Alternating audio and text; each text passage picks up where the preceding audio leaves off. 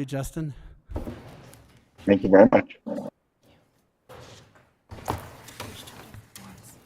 then they have a finance one after. Okay. Okay.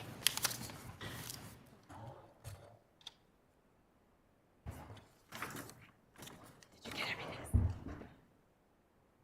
Okay, let's call the meeting to order. Regular BCC meeting, Tuesday, November 26th, 2024. Can we have a roll call? Yes, Mr. Chair. Commissioner Camila Bustamante. Present. Commissioner Anna Hansen. Present. Commissioner Justin Green. Virtually here, yes. Commissioner Anna Hamilton. Here. And Chair Hank Hughes. Here. You have a quorum, Mr. Chair. Okay, we will stand for the Pledge of Allegiance, State Pledge, etc. Pledge allegiance to the flag of the United States of America, to the republic for which it stands, one nation, under God, indivisible, with liberty and justice for all. I salute the flag of the state of New Mexico, and see a symbol of perfect friendship among united cultures.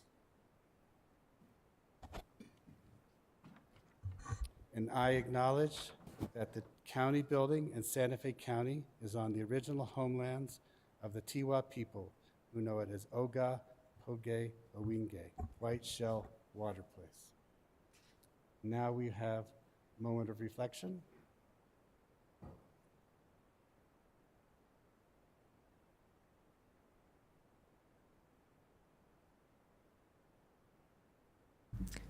Good afternoon, Mr. Chair, members of the Commission. Let us take a moment to focus on the work ahead of us today. Being ever mindful of our decisions and in the best interest of our community, we take a moment of silence. Thank you. And Commissioner Bustamante has a memorial. Thank you, Chairman Hughes. I'd like to take a moment of silence for Fred Harris, Senator from Oklahoma. Saturday, November 23rd, was the passing of Oklahoma Senator and Corrales resident Fred Harris. Though Fred was not a Santa Fe County resident, his service affected all of us in many ways as a preeminent populist progressive who served to advance the quality of life for minorities and women. Fred and his wife, LaDonna Harris, of the Cherokee Nation, assured the return of Blue Lake to its people. Fred was the last surviving member of the Kerner Commission that stated, "Our nation is moving toward two societies, one black, one white, separate and unequal," which illuminated the ills of an unequal society. Harris brought logic to the tumultuous times of the 1960s. He is an example at a time where such vision is currently needed. May we extend our condolences to his wife, Marg, and his children.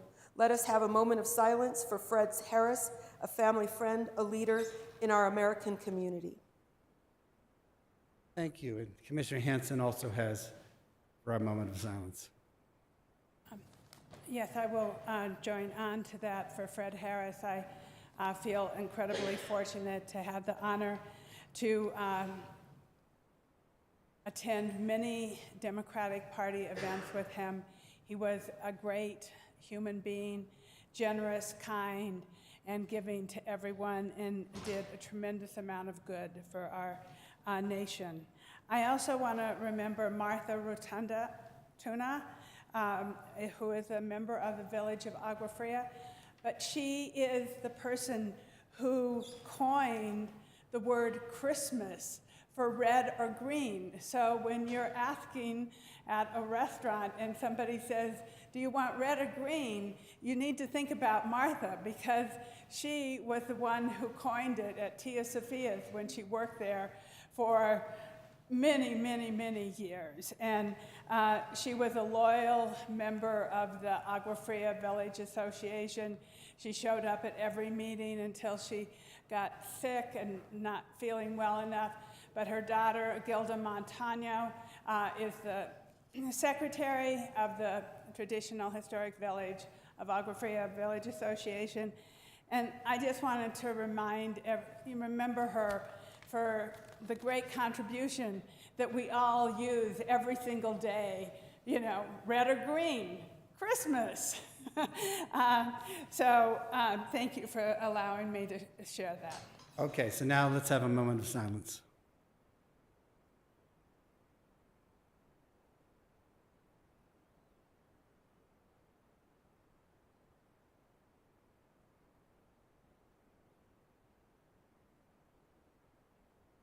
Thank you. You can all be seated.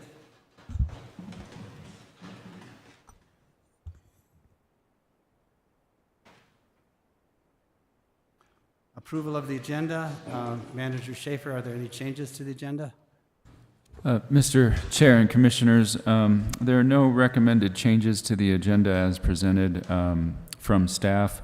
I would note that we posted the initial agenda for today's meeting on Tuesday, November 19th, and the final amended agenda was posted on Friday, November 22nd, in excess of 72 hours prior to today's meeting as required by the Open Meetings Act. The substantive changes between the two agendas were to add consent agenda item 5E as well as miscellaneous action items 7H through 7N. But again, there are no recommended changes to the amended agenda from staff. Commissioner Hanson? Yeah, I would like to, at the moment, table number 3A, request approval of a letter from the Board of County Commissioners, and I will table it until further notice. Do you need a second? If you're seconding, I concur. I'm a co-author with Commissioner Hanson to remove that or table that from the agenda for today's Or maybe just approve the agenda with the tabling of the... So I'd move to approve the agenda with that item tabled. Thank you. Second. Okay. Commissioner Hanson made a motion. Hamilton made a motion. Commissioner Hanson seconded. All in favor say aye. Aye. Aye. Opposed? Aye. Good. Years of service, retirements, and new hire recognitions. County Manager, Mr. Schaefer. Thank you, Mr. Chair and Commissioners. I want to take a moment to acknowledge two employees who are celebrating 5-year anniversaries with Santa Fe County. They're Gia Black in the Project and Facilities Management Division of Public Works, and Brian Brandel with the Sheriff's Department. I want to thank them and recognize their continuous years of service with the county. We have 4 county employees who are retiring during the month of November. We want to acknowledge their years, many years of service, and wish them all the best in the next chapter of their lives. Those retirees are Earl Wright in the Growth Management Department, GIS Division, Frank Gallegos Jr. in Fire Admin, Michael Gaskell, I believe it is, in the Adult Detention Facility, and Rick Lovato in the Growth Management Department. So again, want to thank them for their many years of service to the county and wish them well in their retirement. On the other end of the spectrum, do want to welcome to the team several new employees who began their career with us during the month of October. In the Corrections Department in various capacities, we have Michael Ray Martinez, Miranda Solis, and Brenda Suarez. In addition, we have Kiana Peterson, who also joined the Corrections Department. In the County Manager's Office, Randy Baca joined the Finance Division as an accountant. We had several individuals join the Fire Department. In the Wildland Division, Logan Kulam, Joshua Hilleman, Jose Ramirez Carrillo, and Reese Salisbury. In the Public Works Department, want to welcome back Ryan Ward, who all of you know or have met recently as the Director of Roads, Fleet, Solid Waste, and Traffic Division. In the Sheriff's Department, Tracy Baca joined the Sheriff's Department as a Sheriff's Deputy 3. In our Utilities Division, Christopher McAllister joined the team as Utilities Maintenance Worker. And in the Community Development Department, Miss Sarah Meadows, who you've all met, and Brickman House joined the Community Development team. Finally, in the County Clerk's Office, Janine Senna, and in the Public Works Department, Randolph Noakes, I believe is the name. So again, want to recognize those years of service, the retirements, as well as new employees joining our team. Thank you. Thank you, and congratulations to everybody, especially those hired. Happy to see all the new employees. Recognition of employees for awards. Oh, you want to do yours first? No, we have a special award from Commissioner Hanson. Thank you. So after 8 years of being here, Earl Wright has been one of the most honored employees and support to me, and I am so honored to have been able to work with him. And so I made up my own little certificate of appreciation that I would like to present to him. So I know you're here, Earl. I saw you. Hiding in the corner. You have been a true champion to the county, and your work has been amazing. And I had to just do something to thank you. And it's just a small little token, but I just want you to know how much you mean to me, and I appreciate it. And I always think about you and $2 bills.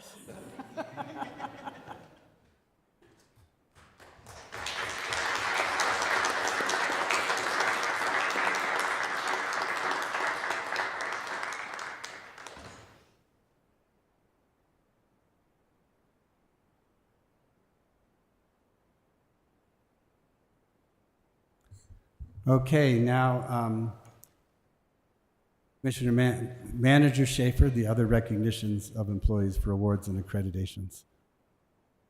Thank you, Mr. Chair and Commissioners.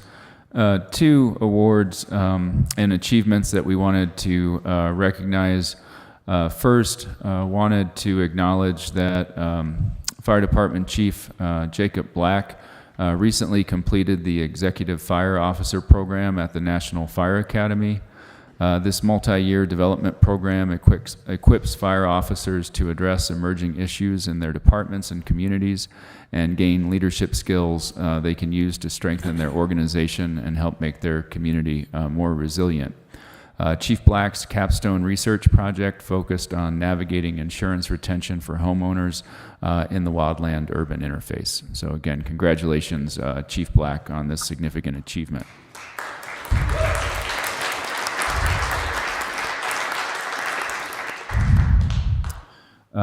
Also wanted to recognize our marketing coordinator and tourism division. The New Mexico Hospitality Association Top Hat Awards recognizes the best in hospitality and tourism from around the state of New Mexico. This year, Santa Fe County Tourism won Best Digital Campaign for its nomination 2023-2024. Authentic Santa Fe County Experiences Digital Display and Digital Video Campaign.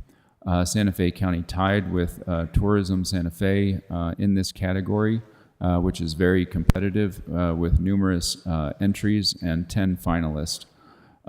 So again, it was an extremely challenging awards around this year. So Santa Fe County Tourism was fortunate to work with the advertising agency of record, Sunny 505, and the New Mexico Tourism Department's Cooperative Marketing Grant Program on this digital campaign. So congratulations to Lisa, who I believe is online, on this significant award and all of her efforts in this important area to the county.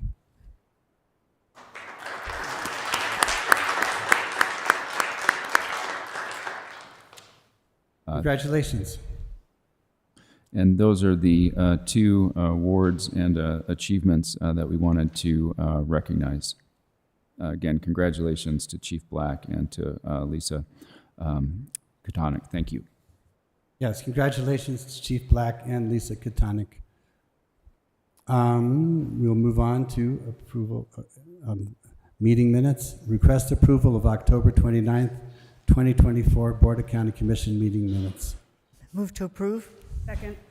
Motion by Commissioner Hamilton, seconded by Commissioner Hanson. All in favor say aye. Aye. Aye. Okay, opposed? That passes. We skip number 3. That is tabled permanently, or at least for now. Now we recess and convene as the Board of Finance. Do we need a motion to recess? We just called to order. Yes. Yes, I believe a motion to temporarily recess and reconvene as the Board of Finance would be in order, Mr. Chair. Yes, Mr. Chair, I move to temporarily recess the Board of County Commissioners and reconvene as the Board of Finance. Second. Okay, Commissioner. Motion by Commissioner Hamilton, seconded by Commissioner Hanson. All in favor say aye. Aye. Opposed? Mr. Chair, I have that I should call a roll call for convening as the Finance Yes. Board. Okay. Yes, that's next. Would you like me to do that? Yes. Please call the roll. Okay. Commissioner Camila Bustamante. Present. Commissioner Anna Hansen. Present. Commissioner Justin Green. Virtually in the room. Commissioner Anna Hamilton. Here. And Chair Hank Hughes. Here. Okay. Thank you. Okay, approval of agenda. Any changes to the agenda? I move to approve. Second. Motion by Commissioner Hanson, seconded by Commissioner Hamilton. All in favor say aye. Aye. Okay, the agenda is approved. County Treasurer, second half report. Treasurer Jennifer Manzanares. Good afternoon, Chair Hughes, members of the Commission, Manager Schaefer. Happy Thanksgiving. We're ready. Okay, if we could, clickers right in front of me. Okay. Okay. So for the second half of the Santa Fe County Treasurer's updates, we'd like to talk about the Fed fund rate cuts, our cash flow, the inverted yield curve from 6 months to the 5-year spread. We'd like to give you a 24 property tax update, and our property tax outreach program, PTOP, is in effect in many locations. Okay, for our fiscal agent balance as of March 31st, we have 35 accounts, $21,984,014.88 at 35 basis points, keeping in mind that we are currently in our first half property tax season. Our portfolio balances, as you can see, starting with operations and all the way down to our UBS account, we have a total of $450,531,310.46. Other holdings, we have our LAMB Studio CD account at $4,267,167. Local CDs, we have at $1,245,000. BNY Mellon at $6,510,611.16, totaling $12,022,778.16.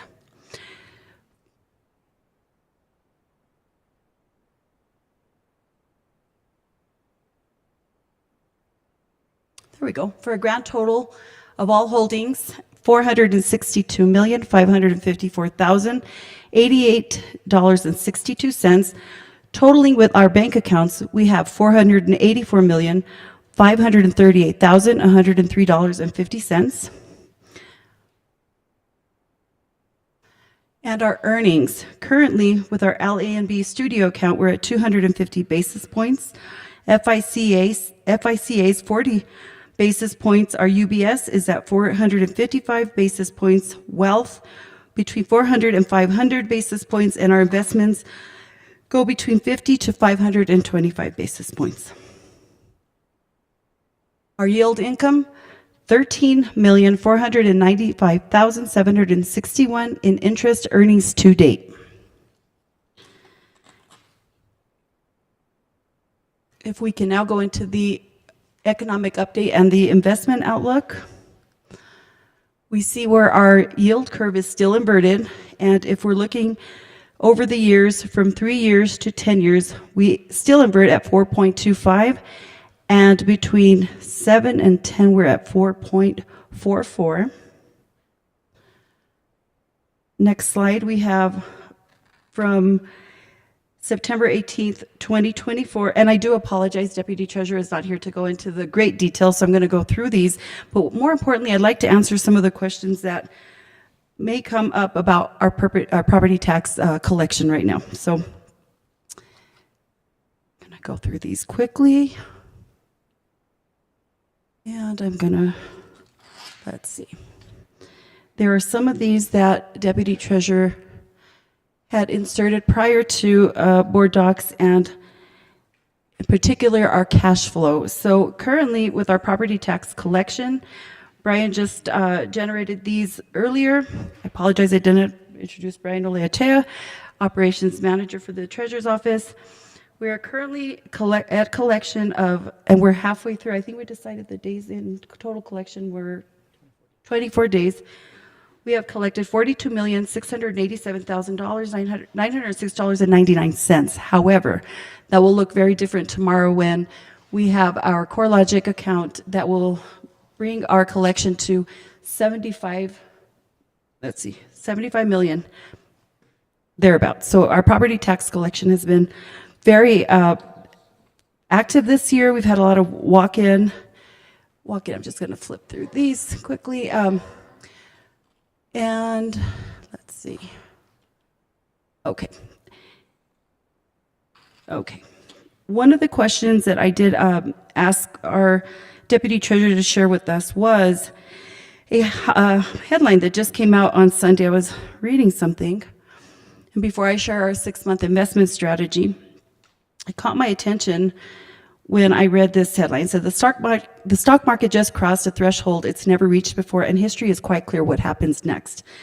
So going back and forth with Deputy Treasurer to better understand, I said, how does this affect us? I would like to share his thoughts on our portfolio and how this affects our county. Let's see. It has crossed a 200 mark last month. The indicator started in the 1970s. The market became bare as inflation skyrocketed and customer confidence was low. And so he and I discuss a lot of the time about if we wonder if the market is overpriced. But really looking back on the graph, I've been looking at indicators. So this is coming from Deputy Treasurer. The graph shot up in early 2000 and shot up more in 2020 and 2021, then declined and shot up again starting in June, which leads him to believe that the new net we have experienced faster than before. As the tech grew, especially in phones, we can buy from any place in the world, pay bills, bank investment, and more. So now I believe that the markets are at true value. So I thought that was valuable because we do see shifts happening. We know that with the new administration that will be taking the White House in January, this could make a lot of changes. He did say that Bloomberg was predicting a presidential-elect victory, and so Deputy and I will go back and forth on a lot of these things and discuss, like, well, what does this mean for us in terms of our investments? So that brings us to our 6-month investment strategy. We plan to invest and reinvest in short treasuries 1 month to the 3.5-year window. These seems to be the safest, producing the most yield. Invest in coupons with sensible cash flow when they're available. They're not always available, so we keep in very close contact with our investors to make sure that we're making those good decisions as they do become available. We invest in bonds to minimize convexity, and we invest in Supras, CDs, or GSEs with sensible spreads over the Treasury as fixed income are fading. And finally, we anchor high interest rates as rates are lowering by purchasing bullets to maintain a higher interest rate in the lower interest environment. And I stand for any questions, thoughts, concerns. Any questions or concerns? Mr. Chair, no questions or concerns, but an expression of gratitude. Thank you. I really appreciate the attention that you all give to the best way to manage the public's money, and you've proven that it's working, and you're doing a great job. So thank you very much. I appreciate it sincerely. Thank you, Commissioner. Anything else? Mr. Chair? If I may. Commissioner Green? Thank you very much. Thank you, Madam Treasurer. A question just about the investment strategy. I understand that there is a, maybe about a month ago, it was considered a lowering interest rate environment. But given this incoming administration's dependence on inflationary policies, I wonder if we should sort of hedge a little bit on that and look at those policies as being possibly more inflationary than we expect, specifically on the tariff front and on the immigration front. Those are some domestic policies, but that might have inflationary impacts. Not necessary for an answer now, but if you do have something to say about it, that'd be great. If you don't, I just hope you're taking it into consideration. Mr. Chair and Commissioner, I believe at our next investment committee meeting, we'll discuss this more in depth. I think it's a very important time to be looking at this. There is a lot of conversation, of course, we see in the media with the tariffs, and so most definitely looking forward as to what we have seen in the past and what to maybe expect in the future. Great. Thank you very much, and good luck with everything. Thank you, Commissioner. Thank you. Any other comments? Care to continue with your presentation? We're concluded. I think we need a motion to approve. All right. Mr. Chair, I move to approve their report. No? Okay, what do I need to do? Give me a sec. 6-month investment strategy. Thank you. That's what I intend to approve. 6-month investment strategy. My apologies, Madam Treasurer. Thank you, Commissioner. Do we have a second? Second. Thank you, Okay, Commissioner. Motion by Commissioner Hamilton, seconded by Commissioner Hanson. I just want to add, thanks for managing the money so carefully. And with that, all in favor say aye. Aye. Opposed? And Thank we'll you, assume that was an Commissioners. Thank you, Chair. Have a wonderful holiday season. aye. Thank you. Happy Thanksgiving. Can we have a motion to adjourn and reconvene as the County Commission? So moved. Second? Motion by Commissioner Hamilton, seconded by Commissioner Bustamante. All in favor say aye. Aye. Okay, we're adjourned as the Board of Finance, and we're back as the County Commission. Consent agenda. Any items that anyone wants to remove from the consent agenda? Mr. Chair? Commissioner Green. Sorry, let me find it again. If it is possible to remove item B for a second. E or D? B. B is in boy. Thank you. Okay, we'll remove item B, Thank you. the Open Meetings Act. Okay. Anything else? No. I move to approve the consent agenda with the exception of item B. Second. Okay, motion by Commissioner Hanson, seconded by Commissioner Hamilton. All in favor, say aye. Aye. Aye. Okay, that passes. Now we move to, well, I assume there's no objection. Okay, we move to item 5B, a resolution determining reasonable notice for calendar 2025 in accordance with the New Mexico Open Meetings Act. Mr. Chair, would you like some resolution numbers for those last consent agenda items that we passed? Yes, we'll get those. Okay, so resolution, since we took off B, starting with 5C, the resolution number is 2024-152. 5D is 153, and 5E is 154. Thank you, Mr. Chair. Thank you. And let's see, Attorney Young, can you address item B, 5B? Maybe explain to us what has changed in the Open Meetings Act? Yes, absolutely, Mr. Chair. And what I would like to do is just sort of give a bit of a briefing on the Open Meetings Act.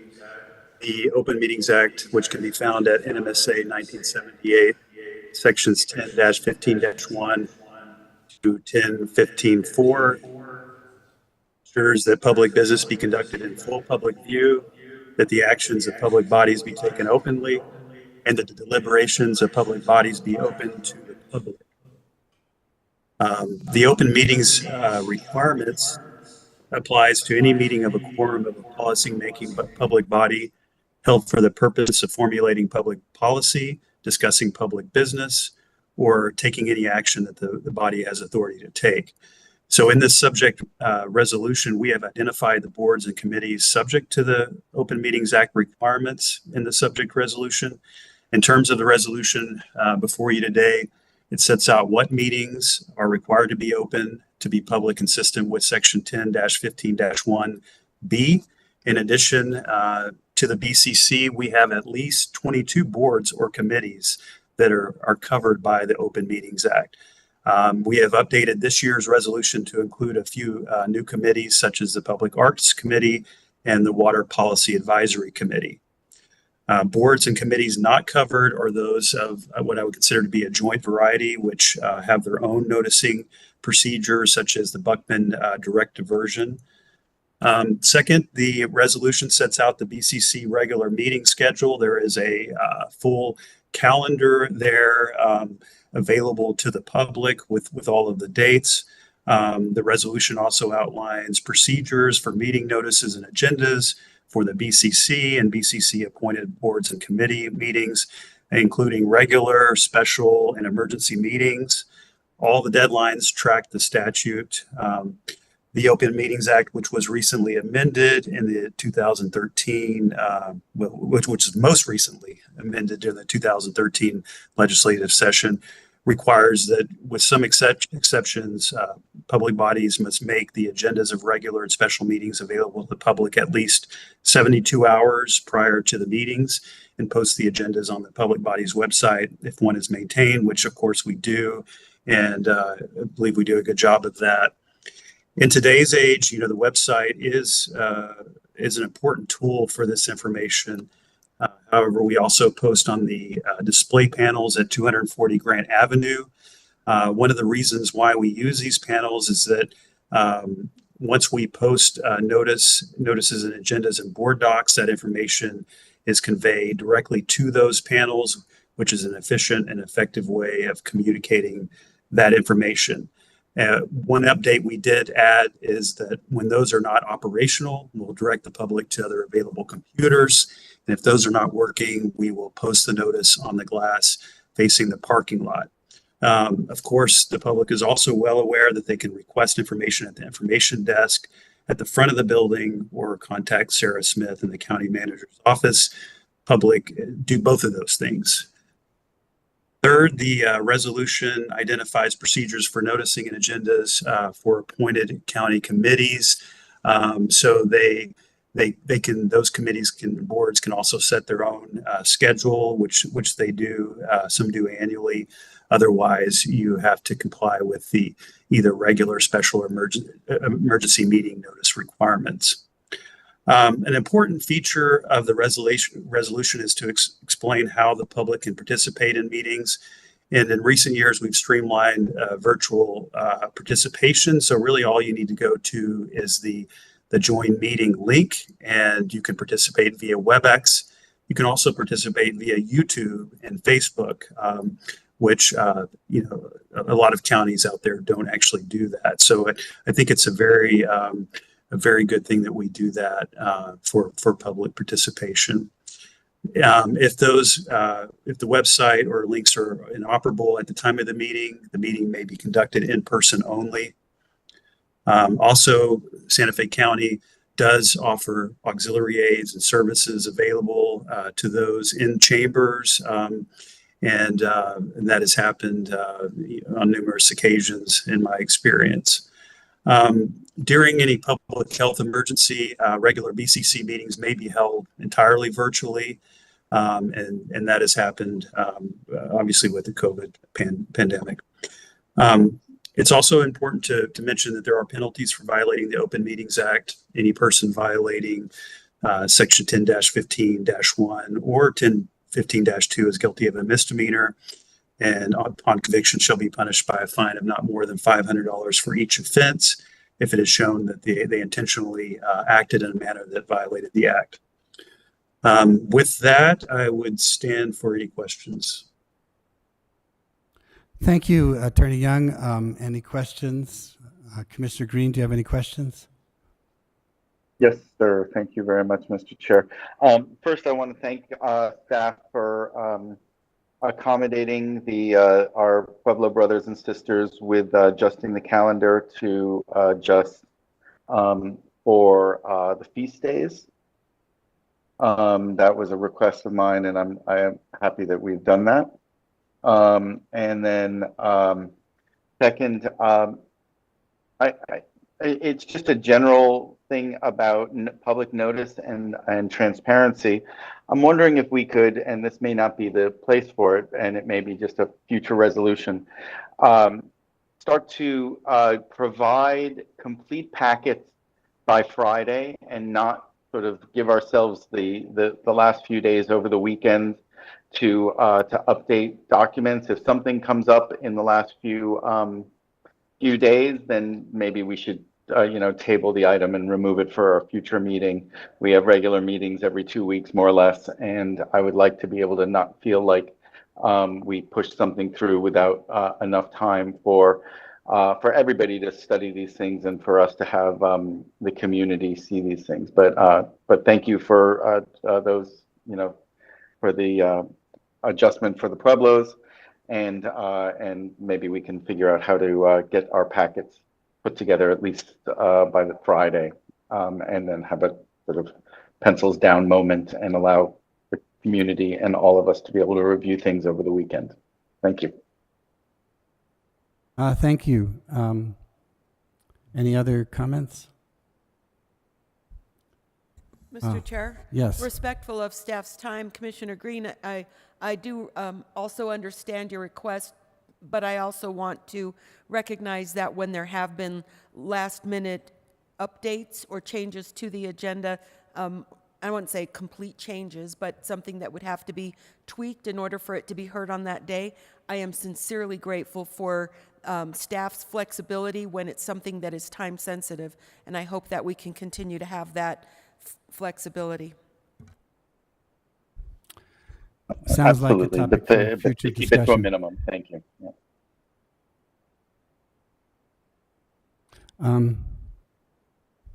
Yeah, can we have a motion to approve? Yes, Mr. Chair, I move to approve the Open Meetings Act resolution. Second. Motion by Commissioner Hamilton, seconded by Commissioner Hanson. All in favor say aye. Aye. Aye. Any opposed? Okay, item 5B is passed, and that resolution needs a number. Resolution number is 2024-155. Okay. No appointments or reappointments at this time. We're on to item 7, miscellaneous action items. 7A, resolution repealing replacing resolution number 2013-60, establishing a records retention schedule. Afternoon, Mr. Chair and County Commissioners. My name is Naomi Solomon, and I'm the County Records Program Manager. And we did talk about a month ago because I was introducing the records retention schedule from Resolution 2013-60, and my strong feelings based on research that one is outdated and wieldy in ways that need to be improved. And so that's why I'm bringing you a new resolution to repeal Resolution 2013-60 and to replace it with this newer records retention schedule that I've got here as Exhibit B, I believe. Because it will encourage our county staff to be able to index and database their records in ways that are more familiar to them. We have had recent meetings over the last year, and even before I got here, Deputy County Attorney Rachel Brown had meetings with departments and elected officials' offices. So the record types that we've got on the newer exhibit are a lot more relevant to what the offices work with currently. I stand for questions. Any questions? Commissioner Hamilton. Not a question, just want to acknowledge and thank you for the time, effort, and the level of expertise it took to update this. It's very impressive, very grateful you're available to have done this, and I think it's really, and these are the kinds of things that kind of get overlooked as being necessary for efficient functioning, and it's really great that we finally have this coming forward. Thank you. Well done. Any other comments? The clerk has a question. Okay, Catherine Clark. So, Mr. Chair, I did meet with Naomi, but there are still a few things on here that are not quite right. So, for instance, provisional ballot envelopes do contain PII. So there are a couple of things here that I would like to make sure that we are adhering to voter privacy and things like that before we pass at least the clerk portion of the retention schedule. Are you suggesting that we table it and pass it at a future Well, I meeting? would hate to, table everyone else's work, but the clerk's office stuff still needs work. Well, there's only one resolution, right? And I'm happy to bring it back at a later date after I make the requested adjustments with Clerk Clark. Yeah, that seems logical. Okay. We've waited forever to revise. One more meeting isn't going to hurt. Okay, thank you. Mr. Chair. Yes, Commissioner Hanson. So I would like to see the clerk work with Naomi to get this done by December 9th. Yeah, totally. That's very doable. Yes. Okay. Just little things here and there. Excellent. So move to table this till December 9th. Second. Okay, motion by Commissioner Hamilton, seconded by Commissioner Hamilton to table Hanson to table the resolution. All in favor, say aye. Aye. Aye. Okay, well, we'll see you next month, and good work. Thank you, Naomi. That moves on to item B, resolution establishing rules and procedure of clean and lean ordinance enforcement. Our County Attorney Officer, Peter Valencia. Good afternoon, Mr. Chair, Commissioners. We are submitting, I'm on behalf of the County Attorney's Office, Peter Valencia. Also joining with me should be Hearing Officer John Ziegler by WebEx as well. He is the hearing officer that was recently appointed pursuant to Resolution 2024-118. We are submitting a set of rules, promulgating rules for procedure for the Clean and Lean Ordinance. And this is related to the ordinance passed last year, cited as the Property Nuisance Abatement Ordinance, which allows the county to protect the health, welfare, and safety of others by abating and correcting and removing nuisances throughout the county.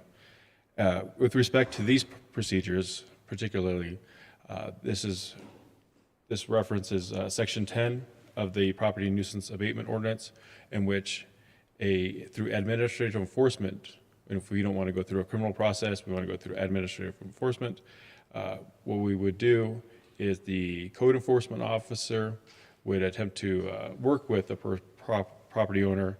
If that's not successful, he would able to submit a request to a property nuisance hearing officer, which would be John Ziegler, who have already been appointed. And Section 10 requires him to promulgate rules, which must be approved by the commission in order to hold these hearings. And basically, they're fact-finding missions, they're evidentiary hearing. And at the end of that, the hearing officer, John Ziegler, would either find that the code enforcement officer has met his burden or has not. And if he has, he would draft up a resolution for the approval of the board for any administrative enforcement at that point in time. And so he has crafted these rules, which not only outline the parties, but the order of proceedings for the rules, including notice requirements that we have to give to the property owner to ensure that they're notified, have an opportunity to participate, and just outlining the procedures as going forward with those. That being said, I stand for any questions by the commission or any other concerns. Thank you. Any questions? Mr. Chair, I have a question. Commissioner Bustamante. Thank you for this. I'm wanting to know the timeline between the first notification, the second notification. You don't have to get me that much detail, but then when it's time for it to get to the hearing officer, does that go immediately to the hearing officer, or is the subject notified that there will be action that will be taken, and how much time when that happens does it get to a hearing officer, to our hearing officer? So so we try to work with them, and then this is under Section 8 of the compliance process of the ordinance, and so I'm looking at that. And this is when there's not an imminent threat to public health. A written notice is provided, and that is provided to the location of the premises and otherwise where the nuisance was observed. That directs the homeowner or the occupant to abate the nuisance within a reasonable time or provide notice within 10 days of that notice.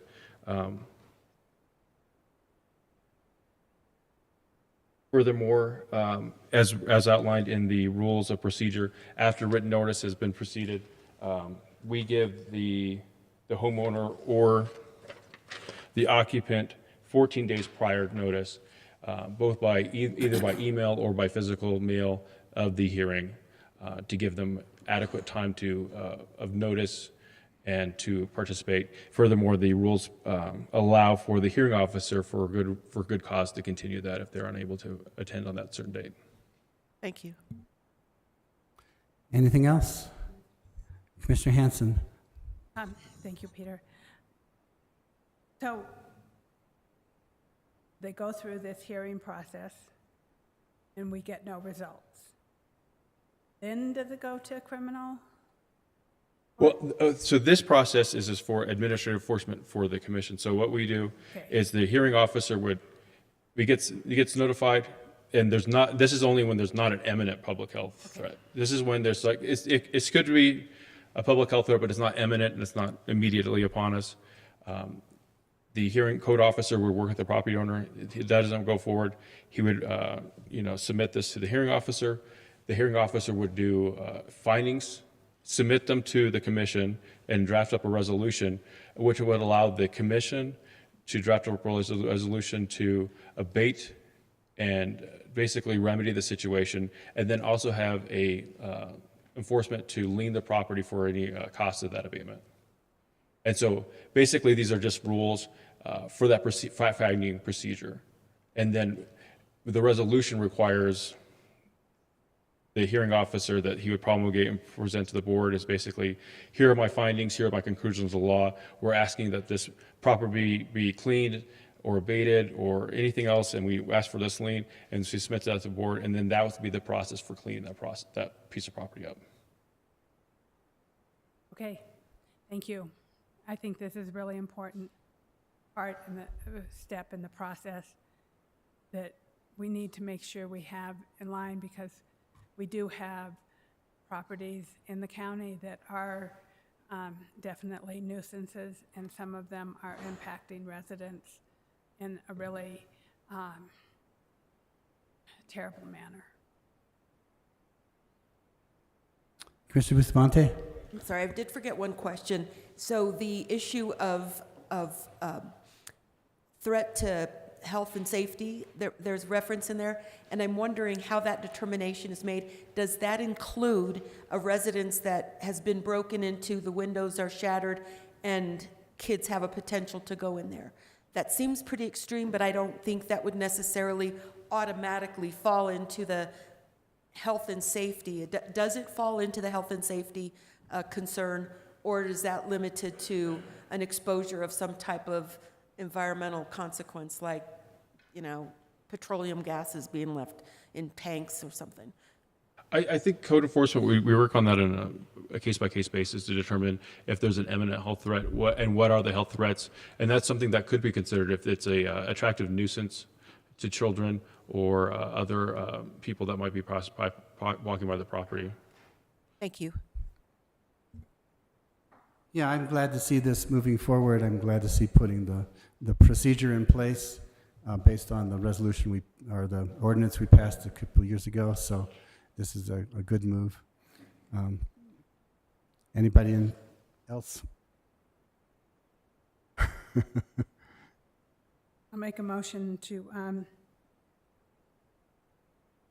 approve the resolution establishing rules of procedure for clean and lean ordinance enforcement hearing pursuant to Santa Fe County Ordinance number 2023-04. Second? Okay, Commissioner Hanson made the motion, seconded by Commissioner Bustamante. Any other comments? All in favor say aye. Aye. Aye. Opposed? Opposed? Abstained? Okay, you have a pass on that. Mr. Chair, your resolution number is 2024-156. Okay, thank you very much, Peter. Thank you. Item C, a resolution approving proposed loan agreement, restricted real estate covenants agreement, and mortgage security agreement between Santa Fe County and Cresta Ridge Apartments. Paul Olafson. Good afternoon, Mr. Chair, Commissioners. Paul Olafson with the Community Development Department. The item we have before you today is a resolution adopting loan agreements as the first round of our developer assistance program has been rolled out. And this is a set of agreements between Santa Fe County and Cresta Ridge LLP, Cresta Ridge Apartments. And the resolution also adopts these documents and allows the chair, vice chair, county manager, or the manager's designee, or any one of these people to execute all necessary loan documents to effect this loan and regulatory requirements as approved by the county attorney. So as you know, we started with the affordable housing program, and that was adopted in 2020, the plan in 2023. In October 29th of this year, we brought a list of proposed projects that could potentially be funded through this, and the board approved.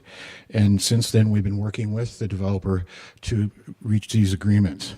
And the subject resolution that is attachment A outlines the required loan agreements and authorizes the list of the chair, vice chair, county manager, designee as able signatories. This loan will be for $1,320,000. It's a simple 1.5 annual interest rate. The term of the loan should be 20 years. It will be evidenced as promissory note, in the form which is attached is a mortgage and security agreement, along with restrictive real estate covenants. And prior to a disbursement of any DAP loan proceeds, the borrower shall have met all conditions precedent for disbursement as required by the documents. And upon any event of default as defined, the county shall have the right to proceed with remedies as set forth in these loan agreements. The borrower shall pay the county's attorney's fees for preparation and review of loan documents. And the terms of the loan repayment, payments that will be made by the borrower in an amount equal to 75% of positive annual cash flow after certain payments have been made to other lenders. This basically means that each year an independent accounting firm will identify what cash the borrower has on hand, and after certain payments have been made, and 75% of those available cash proceeds will go towards this loan payment. Affordable housing developments receive continuous cash flow from rental payments and federal and state subsidies and assistance, and it is not anticipated that there will be a problem with loan repayment. It should be noted also that the county, through the developer assistance loan, is basically a junior position on the project, with MFA construction lenders and lenders on other notes first in line. Also, we have a chart table in here that outlines the different housing types that will come with this project, the number of bedrooms, number of baths, and then the AMI ranges. And finally, this unit mix is targeted to provide a wide range of units to a diverse population and AMI ranges. Long-term affordable housing is expected to remain in place as required by other funding sources, including but not limited to those imposed as part of the multifamily housing revenue bond transaction and federal regulations. And finally, I want to make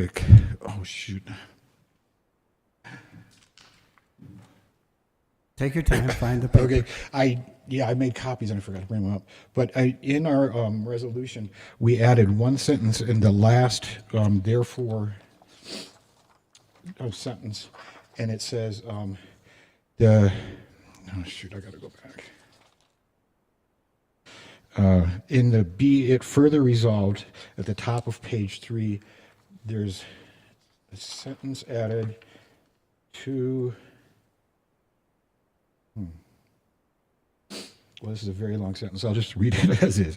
Be it further resolved that the Board of County Commissioners hereby authorizes that the chair, the vice chair, the county manager, or the county manager's designee, or any one of them, each as an authorized signatory, to execute the DAP loan documents and any other agreements and instruments deemed necessary or advisable by the authorized signatory to effect the DAP loan and any applicable regulatory requirements, comma, and this is the new language, including without limitation an agreement pursuant to which the borrower grants to the county a right of first refusal to acquire the project at such time as the borrower offers the project for sale to any third party, comma. And then it continues on. As such, other agreements and instruments are approved by the county attorney and further authorize the chair, the vice chair, the county manager, or the county manager's designee, or any one of them to sign all necessary related loan transaction documents as required for ongoing future maintenance and monitoring responsibilities as approved by the county attorney. And if I can have a sec, I'll go get the copies. Mr. Chair and Commissioners, and the upshot of that additional language is just to be very express and clear that we will be negotiating and executing a right of first refusal agreement, as Mr. Olofsson alluded to, as part of the overall transaction documentation. So it is an avenue by which, assuming funding is available and the price is right, that Santa Fe County could potentially acquire the property at such time as it is offered for sale after all required regulatory affordable periods have lapsed or otherwise. Thank you. Okay, give us a second to read this, I think.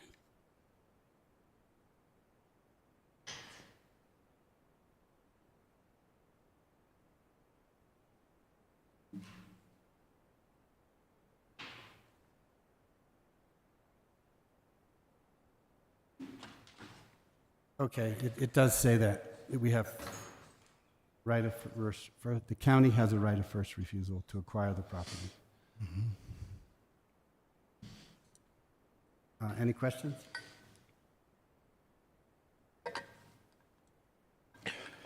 Mr. Chair, I just want to also recognize that we have our bond counsel, Peter Franklin, is here today. I think he's still here. Yep. And I believe there's someone from Cresta online. Mr. Chair, if I may. Go ahead, Commissioner Green. Thank you very much. Thank you, Paul, for organizing this. 2 points. One, I do appreciate the addition of the first right of refusal. I think that is a nice sort of quid pro quo for us to be able to secure this property if the case, if it gets to that point where they do want to sell it, we should be trying to take it over or buy it, as it may be, and to secure it as longer-term affordable housing. The second question I had is how did we determine a 1.5% simple interest rate? Mr. Chair, Commissioner, that was just negotiations between the borrower and the county, and term and rate, and what we thought would fit best.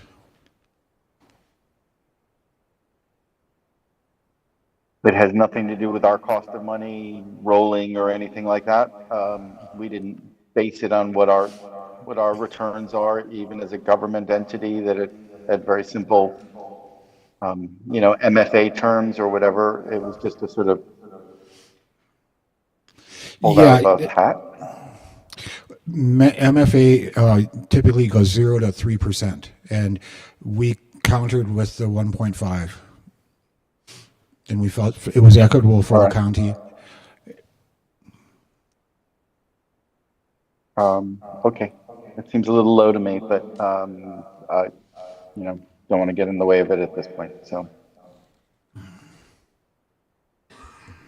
Yeah, I think. Thank you.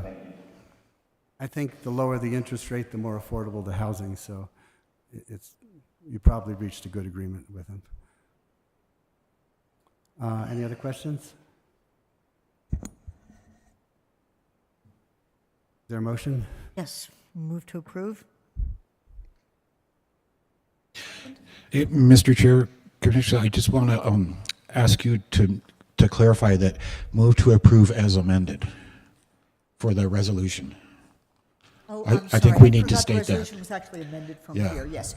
Move to approve with the resolution amendment as presented. Okay, motion by Commissioner Hamilton, seconded by Commissioner Bustamante. All in favor say aye. Aye. Okay, any opposed? You have approval of item C, Paul, and now item D. Mr. Chair, the resolution number for that item is Resolution 2024-157.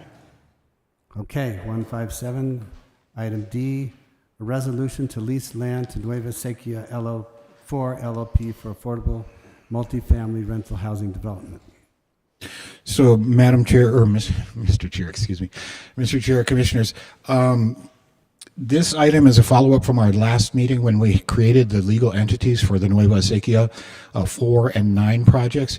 And this is simply a one-year lease that transfers ownership to the LLP so that we can apply for the 4% funding and the 9% low-income tax credit funding. This is, the 4 is being submitted tomorrow, and it's a monstrously huge PDF, but we need to get this done and the lease assigned so that we can apply with the 4 tomorrow. And I could go into further detail, but I think we talked about it quite a bit last meeting. If I would stand for any questions. Any questions?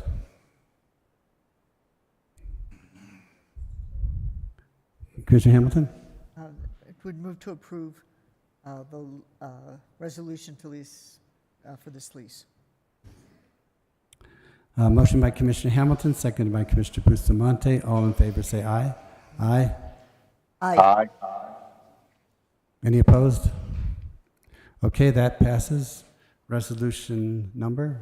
2024-158, Mr. Chair. Okay, 158, Resolution E, Resolution 2024, Resolution to lease land to Sekia 9 LLP. Same thing, I suppose. Yeah, Mr. Chairman, Commissioners, this is the same item, only for the 9 project, which we intend to submit for in January. Mr. Okay. Chair, move to approve this lease as well. Okay, motion by Commissioner Hamilton, seconded by Commissioner Bustamante. Commissioner Hanson has stepped out of the room temporarily. All in favor say aye. Aye. Aye. Okay, that one passed as well. Request approval of Santa Fe County Tourism Event Facilities and Attraction TEFA Grant Awards. Again, you, Paul. Mr. Chair, would you like the previous resolution number? Sure, resolution number? 157, Mr. Chair. Thank you.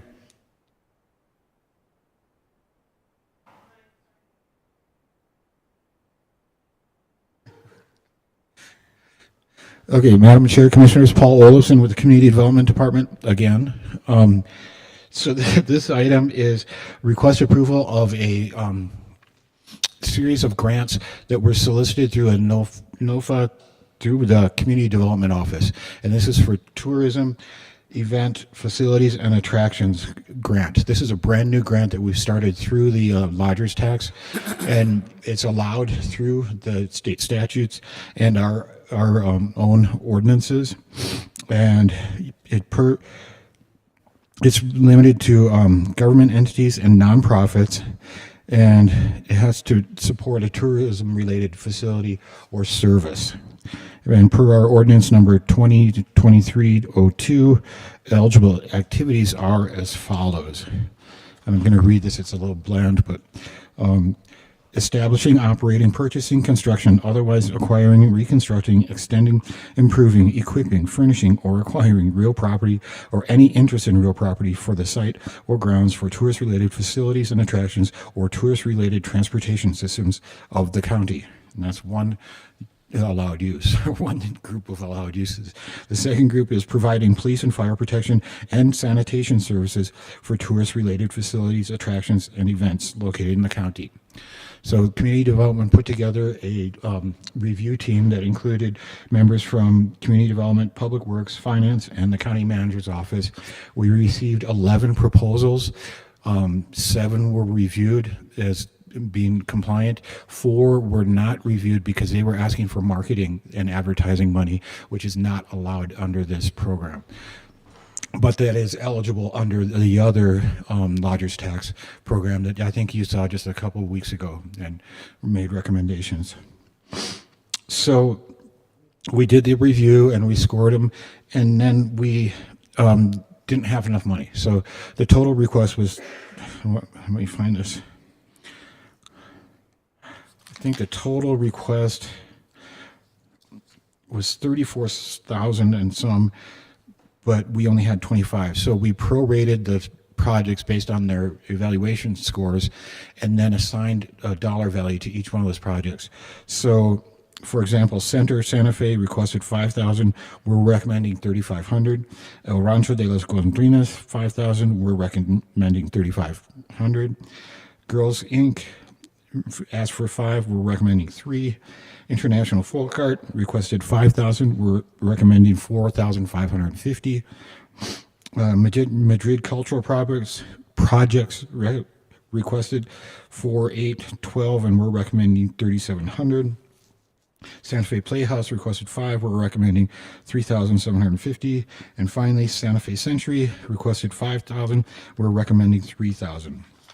And it's also important to note that there is additional funding. It just hasn't been budgeted. So if it were the board's direction, we could go and we could come back at a future date with a budget adjustment to fully fund all of these requests, if that were the board's direction. But as is, we're asking the board to to just give us authority or approval to move forward with these 7 grants totaling 25,000. Okay, Commissioner Hampton? I'm in favor of giving them giving you the $34,812, There it is. correct? The amount Yes, requested? yes. For all of these grants, mainly because they're not big grants to begin with. And, you know, all of these organizations do provide access for the public to events that I think is really important that we share our support for. And I don't know if I need to make an additional, Can I ask one question before you do? yeah, I haven't made any motion or anything. Are you done? Yeah. Okay, Commissioner Hamilton? So in that regard, when you said there is money in the budget, whose budget? I'm sorry, I meant to say in the fund, the lodger's tax fund, that, you know, when we collect the annual lodger's tax, there is enough money in there to make that $9,000 change. And so but it's not been budgeted directly to this program or this project. Okay, this so set of it's not projects. a conflict that you said that we didn't have enough money. It's just that it wasn't put in the budget. Correct, yeah. And this is our first rodeo on this one, on this program. And so we didn't really know what to expect for interest or volume. And I think we'll, you know, make improvements on the next round, and we'll maybe ask for more budgeting too. Okay, because, you know, I think Commissioner Hanson has a good point. On the other hand, if I wanted to double check to see if it was the case that staff was not recommending that because of status of the budget or of your available funds or intentions for other alternate uses. But No, we just had a pot, and we tried to be as fair and equitable in dividing it as possible. you would be happy to see that pot increase slightly, or does that give you concerns? It does not give me concerns to have, concern, okay. yeah. But I think every one of the recipients would be gladly welcoming whatever we would offer them as well. Okay, thank you. Thank you, Madam Chair. Thank you. Commissioner Green, do you have any questions for Paul? Yes, ma'am. Yep, thank you very much, Madam Chair and Paul.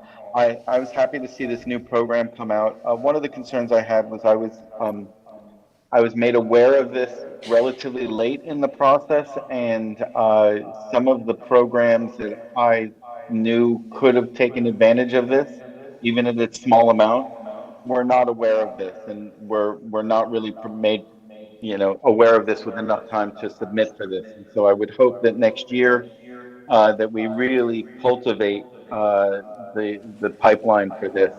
Maybe we even put more money in it, because I'm sure this will be a popular program, because it doesn't only go to marketing, it goes to other things. But there were a number of programs, and so I just raised that concern. But congratulations for getting this to where it is this year. So thank you very much.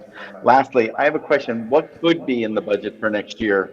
What is, I think I asked this at the last meeting, what is in our lodger's tax balance for programs such as this?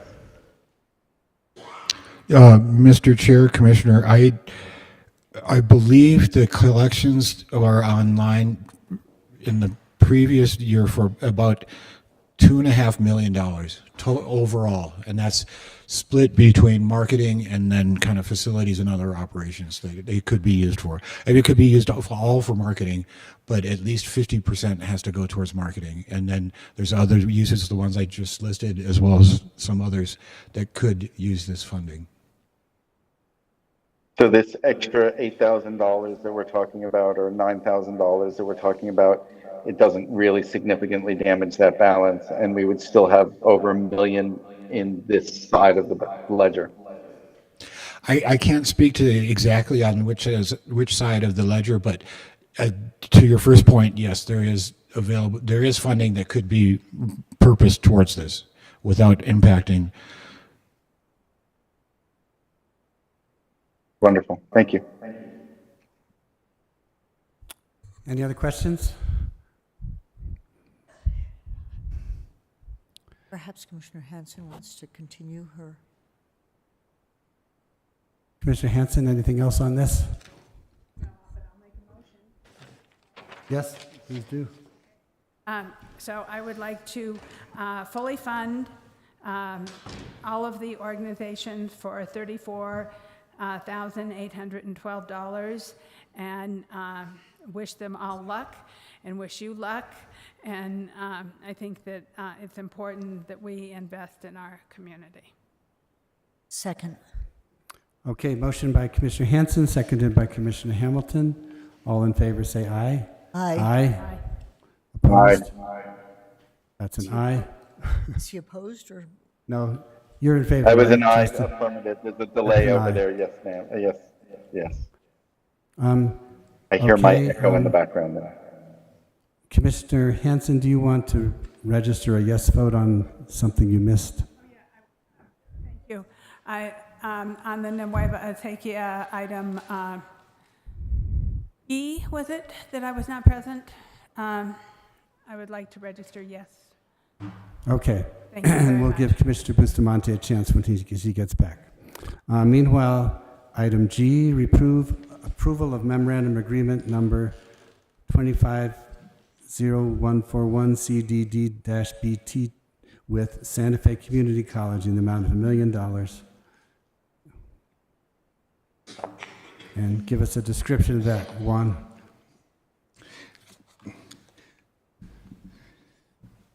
Good afternoon, Mr. Chairman, Commissioners. The Community Development Department requests approval of a memorandum of agreement number 2025-0141 CDD between Santa Fe County and the Santa Fe Community College to provide funding for the creation of a film and television city street backlot film set at the Santa Fe Community College campus, where students can receive training in all aspects of film and television production. The goal is to further the economic development to benefit all residents and create a skilled workforce in the county and the state of New Mexico. Pursuant to resolution number 2024-143, the amount of the funding for the subject MOA requires approval by the Board of County Commissioners. Santa Fe Community College intends to transfer control of approximately 50 acres of its Santa Fe campus to Mosaica, which is Santa Fe Community College's Research Park Act entity, pursuant to the New Mexico University Research Park and Economic Development Act, for the development of a facility on the property for the film workforce training in the construction of said building. Santa Fe Community College has partnered with the Stagecoach Foundation to manage and operate the facility, and with IATSE Local 480, the Santa Fe Community College's School of Trades, Advanced Technologies and Sustainability, and Santa Fe Community College's Film and Digital Media Arts Department as partners in this effort. The Santa Fe Community College is requesting $1 million in funding from Santa Fe County to initiate and complete Phase 1 and potentially part of Phase 2 in order to begin the training program by the spring semester. The total project costs are estimated to be approximately $4.139 million, and Santa Fe Community College has identified other potential funding sources to complete the project. The program is devised to create access to robust training and direct pathways to film union careers through IATSE 480's Pathways to Union Membership, that at a minimum require New Mexico residency for at least 6 months and age 18 and over. The ideal participants for this program are veterans, participants of the Youth Works Habitat for Humanity building program, participants of the National Indian Youth Center, Early College Opportunity Program, Santa Fe Community College Trades Program, IATSE 480 members, tribal and rural communities, and people transitioning from an industry with cross-industry applications. Funding for this project will come from uncommitted American Rescue Plan ARPA funds allocated for Economic Development Department, and that would be a $500,000 allocation, and the other $500,000 would come from the county's Economic Development Fund, the uncommitted balance of which is $5.182 million as of June 30th. I believe Jennifer Tapia is online, or she was trying to get online, and we have members of Santa Fe Community College as well as Stagecoach if there are any questions. I stand for questions. Okay, any questions? Mr. Chair? Commissioner Bustamante. How could I forego an opportunity to say something to my former place of employment? What a beautiful location, an absolutely worthy project, and how exciting it would be to have a back lot to build the film program. I will also take the opportunity every chance I get for the community college to make a statement with regard to the community college's ability, and I'm grateful to see that YouthWorks and others are being identified as the populations where people would be recruited, and every opportunity that Santa Fe Community College has to recruit from those most in need in our community rather than just from those coming out of high school and would already be destined to college. This provides another opportunity to take those who might be coming out of our correctional facility or out of treatment and get them into something very exciting like film. So I will take every opportunity to say that out loud.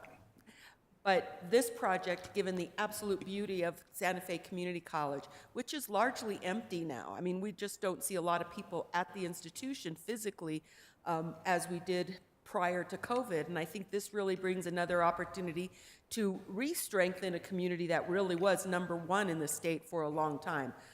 When we really started to take on film back during the Richardson administration, and Santa Fe Community College, believe it or not, was the film hub, even with the other academic institutions of NMSU and UNM. So I encourage my colleagues at the dais and online to support the growth and support of Santa Fe Community College's ability to serve those in our community. So thank you for bringing that. That's more of a statement than it is a question, but I will sit up front here every chance I get to really look to Santa Fe Community College to work with those most in need in our community. And I think it's an absolutely exciting idea that I learned about working project that I have recently left for those people who are most in need in our community. So thank you, Mr. Torres, for bringing this forward. We look forward to great things happening at Santa Fe Community College, as they always have. Any other questions? Commissioner Hanson. Thank you, Juan, for bringing this forward. I'm happy to see that our ARPA money is being used for this. I think this is really important.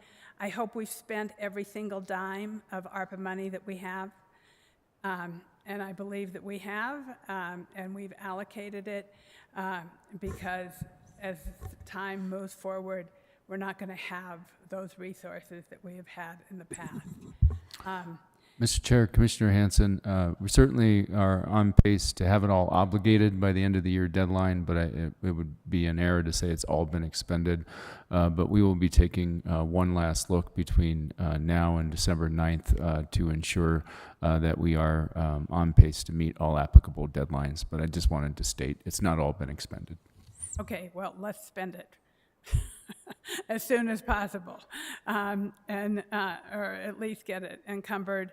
I have been a large supporter of the film industry for a long time, even before I was on the commission.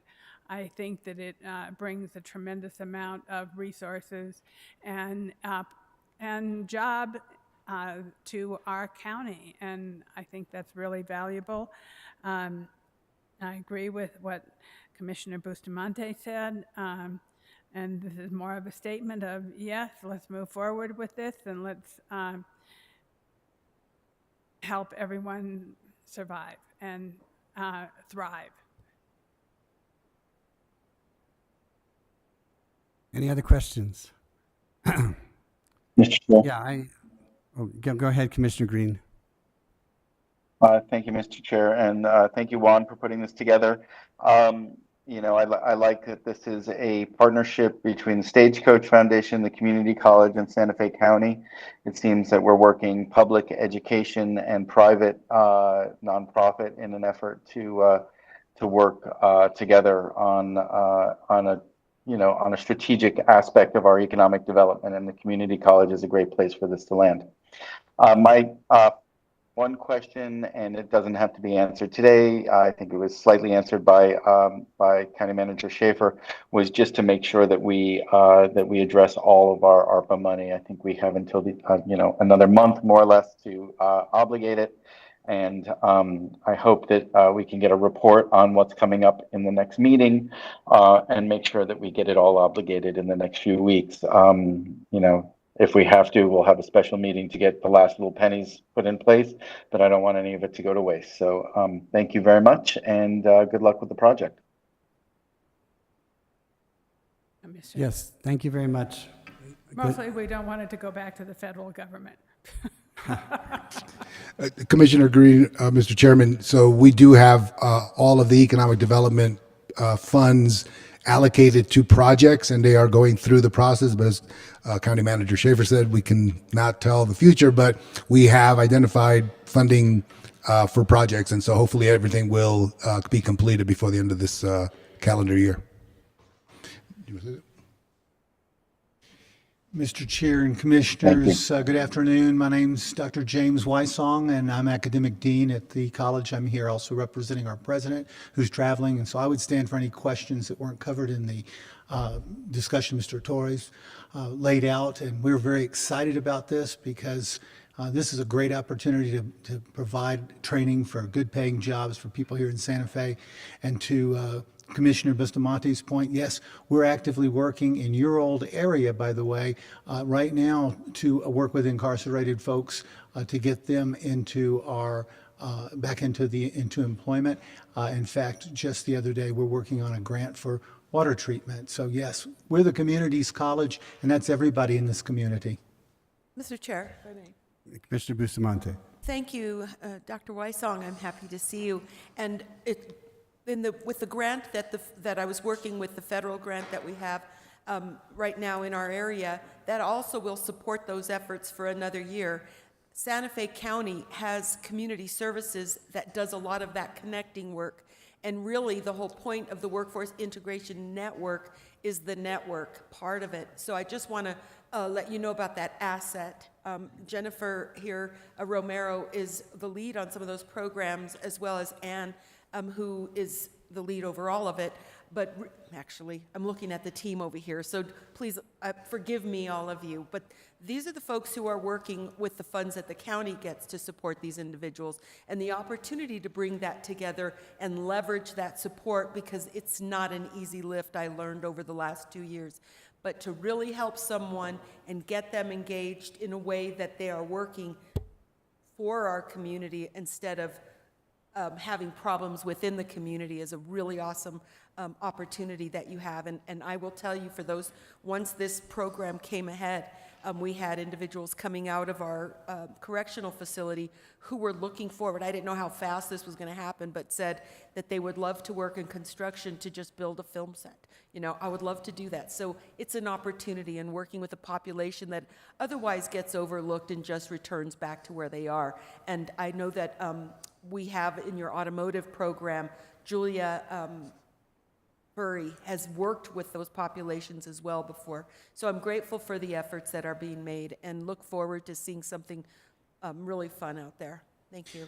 Thank you. And to Commissioner Green's point, the public-private partnership that we've entered into with our really good partner, Stagecoach Foundation, and with the union, IATSE Local 480, I think is also key, because we can do a lot, but we can do a lot more together. So we're looking forward to that partnership bearing a lot of fruit. Thank you all very much. I think it's going to pass. I don't know. I have a feeling. So we can stop discussion and go ahead with the motion. And I guess since it's my district, I'll make the motion to approve the memorandum of agreement with Santa Fe Community College. Motion by Commissioner Hughes, seconded by Commissioner Bustamante. All in favor, say aye. Aye.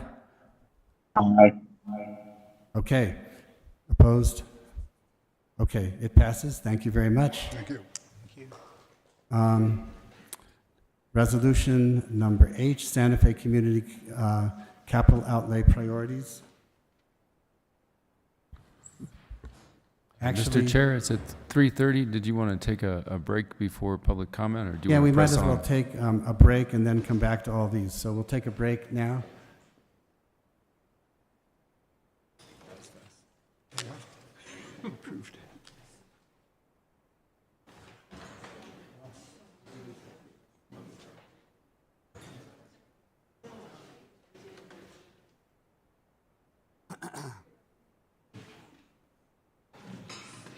Were all those people from the college?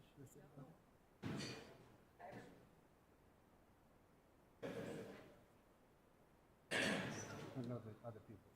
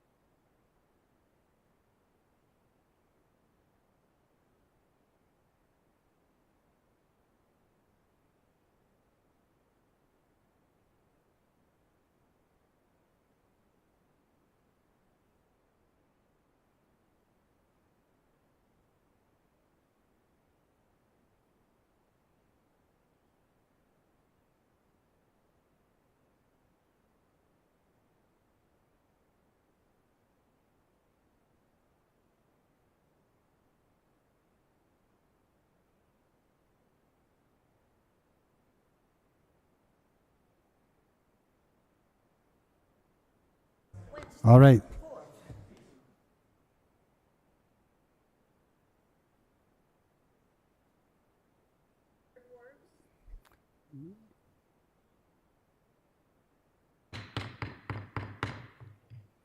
All right, the meeting is back in order, called to session. We're going to go to number 9, matters of public concern, to be heard at 3:45. Does anyone in the audience wish to address us? I see one hand up, you. So, 2 hands. Okay, the young lady first. Mr. Chair, would you like me to display a timer? Yes. 3 minutes, you'll have 3 minutes each.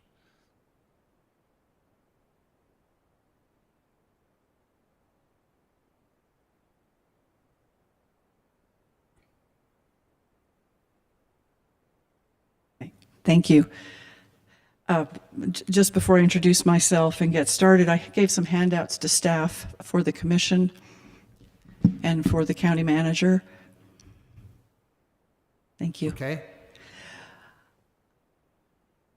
Commission chair, commissioners, county manager, and county clerk and staff. My name is Maureen Mestas. My name is spelled M-A-U-R-E-E-N. My last name is spelled M-E-S-T-A-S.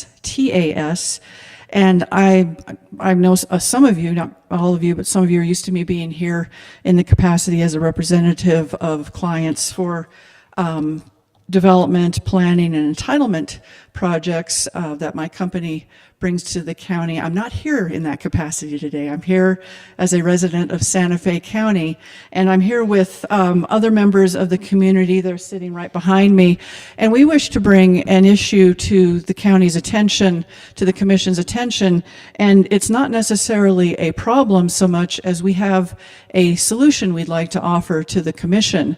And the subject of our issue involves the Stanley Cyclone Center, which was constructed by the county on behalf of the public as an equestrian event and activity venue that I'll just tell you, everyone who is in this group that is interested in this issue is very, very grateful for, because you filled a very, very much needed void that needed to be addressed in our county. Because as horse owners, I grew up in Raton. I grew up on the racetrack in Raton.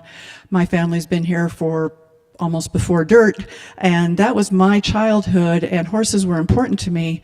And when the La Mesa Park racetrack closed in '92, that was my first experience of horse venues closing across the country, and it's only accelerated around the country. And in Santa Fe County, we just lost 2 significant venues that we relied on. The Cyclone Center has filled a need, and we are so grateful for it. What we are offering to the county is as an organized group, and the group that I have here with me today is Jeffrey Riding, and if you'll just raise your hand, Tom Angle, Caroline Invicta Stevenson, Danny Saldana, and Justin Byron Cummings. And we have a membership in our group, and we call ourselves informally the Friends of Cyclone Center because we are friends. We have 20 people in this group of concerned horsemen and women, and the combined experience of this group is over 700 years of owning horses, training horses, competing with horses, and just enjoying horses. And we'd like to offer to the commission our collective knowledge and services to help develop the Cyclone Center into the kind of venue that we really need right now. And it has all the requisite features. It has an arena indoors, which we love for our climate. It has public activity amenities, the kitchen, the seating, the wonderful parking. Everything about it is really great. But there's some areas that we'd like to help the county develop, and we just would like the commission's assistance. We sent a letter to Commissioner Bustamante and her staff back in March, and we didn't receive a reply. And in your package is that letter that we sent to Commissioner Bustamante. We would really like to know who on staff, who among the commissioners we can work with directly to address some of our issues and areas of development for the Cyclone Center, and help with things like budget, presenting ideas, and bringing the Cyclone Center into a facility that can really address everything we need as equestrians, as owners, competitors, trainers, everybody who enjoys horses, and our spectators who love horses. Thank you, thank you. I'm sure someone will follow up with you. Mr. Chair, I'm sure that we're not supposed to reply, but I do want to assure you that I didn't see it. So my apologies. Oh. And I will follow up, but I just don't recall that. And I know we don't usually have a conversation, but I do want to apologize if it was overlooked. We know you're busy. We know you're busy. That's why we're here. That's why we're here, because we really do appreciate everything you do, and you're all very involved in our community. And Commissioner Bustamante, you've done a lot of things for our district, and we suspected probably it was something that just didn't get into your radar, and we'd like to help out. Thank you very much. Thank you. And next, Is there a way that you suggest that I follow up? talk to her. Awesome. Thank you. Thank you very much for your time. It's greatly appreciated. And then the other person in the audience, yes, come forward. You're going to pass? Okay. Do we have anyone online? Mr. Chair, we do have Chris Michelle's online. Okay.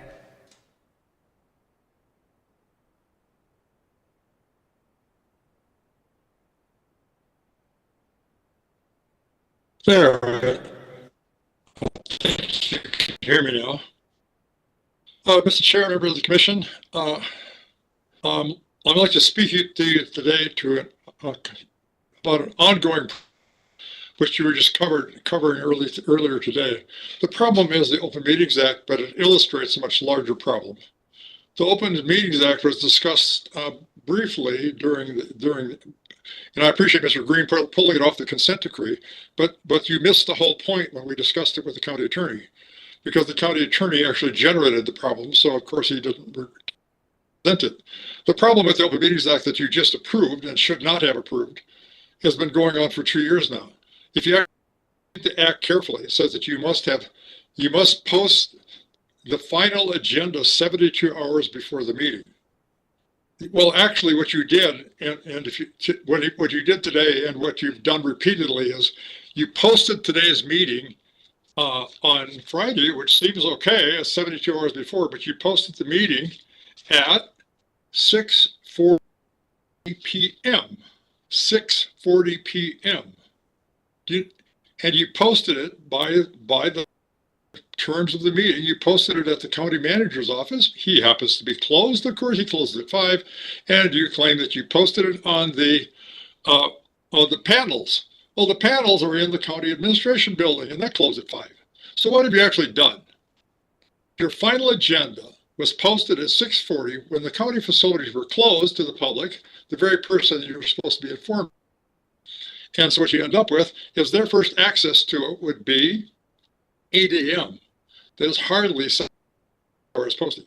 I look back through historically, you've been doing this for the last couple of years. You don't have to make those late postings. It's simply sloppy management. Do the posting. If you do the posting, when you first put it up each week, you're within the 72 hours. When you do that final posting and you're posting and you're supposed to be contacted within a closed office building, that is just cynical as hell. So I'm saying is, it's not just this. The other thing I'm approaching you on is, why doesn't the county attorney and the BCC get the input from the public when you do this Open Meetings Act resolution? The people who are benefit from and victims of your bad policies are the public, and that's the very people you won't allow to speak. You didn't allow me to speak today. You asked the county attorney. I'm his victim. And he's describing what he's doing as if it's reasonable. It's not reasonable. I've asked him for years to involve the public, won't do it. Up in Los Alamos, it's a matter of course. They have an open meeting, they involve the public, they invite their input because it affects the public. Learn from that. Your whole agenda should be open to more public input because you have no staff. Public could be can serve the purpose of your staff and give you an offsetting opinion, because right now all you're doing is getting the opinion of the county manager, and you have no staff to comment on that or to rebut it. So you're in a very weak position, and it's simply because don't choose to have your own staff, and you won't let the public get involved in your meetings. So you're at the mercy of the staff from the county manager and the attorney. As I've demonstrated to you today, your meeting today is illegal because you posted it. You didn't post it within your final agenda within 72 hours. Your meeting you're having right now was not legally posted. End of story. Please listen for a change. Thank you. Thank you. Is there anyone else to offer comment online? Mr. Chair, there are no more users online. Okay. Not in the public either. We close public hearing. And move on to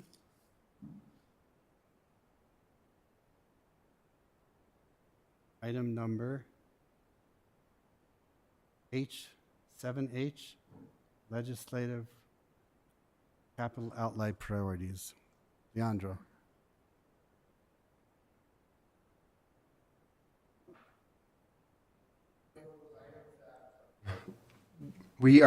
I'm going to go ahead and read through the entire memo because although you may have seen the list, I want to make sure that the entire memo is read to you and give you some time to review it. So what we're here today to do is provide a resolution identifying Santa Fe County's 2025 legislative capital outlay priorities. So the summary, this resolution will identify those projects for which Santa Fe County staff will submit capital outlay requests to the legislature and the governor's office. Each of the proposed capital outlay projects are on the Infrastructure Capital Improvement Plan, or ICIP, approved by resolution number 2024-133. Capital outlay requests for the selected projects will be submitted through the Governor's and Legislative Council Services online capital outlay request forms. County staff and lobbyists will not submit requests or lobby for any other county capital outlay projects on the ICIP or otherwise. And I'm going to pause to let you know that our lobbyist is online if we have any questions to him, and Hutch Miller is backing me up if we have any other questions about the process. So the primary reasons for the targeted approach are as follows. The legislature rarely fully funds a project. Capital outlay appropriations have expenditure deadlines, usually of 4 years. Many projects on our ICIP are not yet developed to the point of having a realistic or accurate project estimate, and requesting funding for numerous projects dilutes the county's lobbying message and is unlikely to increase the funding allocated by the legislature, given the limited amount of allocated per legislator and the perceived need to spread the amount allocated among the governmental entities within their areas. The deadline for submitting a capital outlay project request to the legislature using the Legislative Council Services online form is Friday, December 13th at 3 p.m. And the deadline for submitting a capital outlay request to the governor's office on using their online form is Friday, December 20th, 2024. So a little bit of background. Annually, the board adopts the county's ICIP for the next 5 years. We did that for the first time in July. The most recent ICIP was adopted by resolution number 2024-133, and that's accompanied in Exhibit C. In it, the board established projects in ranking order. Capital outlay requests to the governor's office will need to be the top 3 ranked projects on our ICIP. This is in accordance with criteria established by the governor's office for capital outlay requests submitted to her office. The following table below shows these top 3 ranked projects. And I'll go through the projects quickly. Number 1 on the list was Glorieta Village Collection System. Total estimated project cost of $2.2 million with a funding gap for the next phase of $800,000. That will be our requested amount. Next project is the Amit Rural Water Phase 1 distribution lines. Total project cost of $58.9 million. Our next phase and requested amount will be $12.343632 million. And the third project, Agua Fria Village Utility Sewer Expansion. Total estimated project cost $15,156,485, and our estimated funding gap for the next phase and our request will be $7.5 million. In addition to the top 3 projects on the ICIP, county staff developed criteria to identify projects for which to seek funding. Given the issues identified above relatively to legislative capital outlay, county staff generally recommend that the county seek capital outlay funding for highly ranked projects that further core governmental services and needs, such as water and wastewater, affordable housing and recreational amenities, projects of countywide significance, projects that can usefully deploy any amount of money provided, either because the phasing of the project or because the project can expand to absorb the funding, projects for which voters have expressed strong support, and or projects that leverage county and other funds. So the next list of recommended projects resulted from the staff's effort using the above criteria and are as follows. Avenida Azul Path, plan, design, and construct. Total estimated project cost of $3 million with the next funding phase and ask of $2.87 million. Santa Fe River Trail, Caja del Oro to Cottonwood Drive, $10.5 million total project cost with a $7 million ask for the next phase. Public housing upgrades for Santa Cruz, total project cost of $5,440,618 and an estimated funding gap and request for the next phase of $1,179,477. Also public housing upgrades for our Valle Vista site, total project cost of just over $3.7 million with the estimated funding gap of $754,130. And also public housing upgrades for our Camino de Jacobo site, total estimated project cost of almost $4 million and the next estimated funding gap, $389,883. We also would add Nueva Acequia multifamily development infrastructure with a total gap cost of $10 million, and that would be our full request. Rail Trail Segment 7, which we've talked about in the past of potentially breaking into 7A and 7B. We're estimating $7.5 million for 7A and requesting $2.5 million of that. Romero Park Phase 3 improvements, total project cost $4.125 million. We're estimating $2,090,000 as the next phase.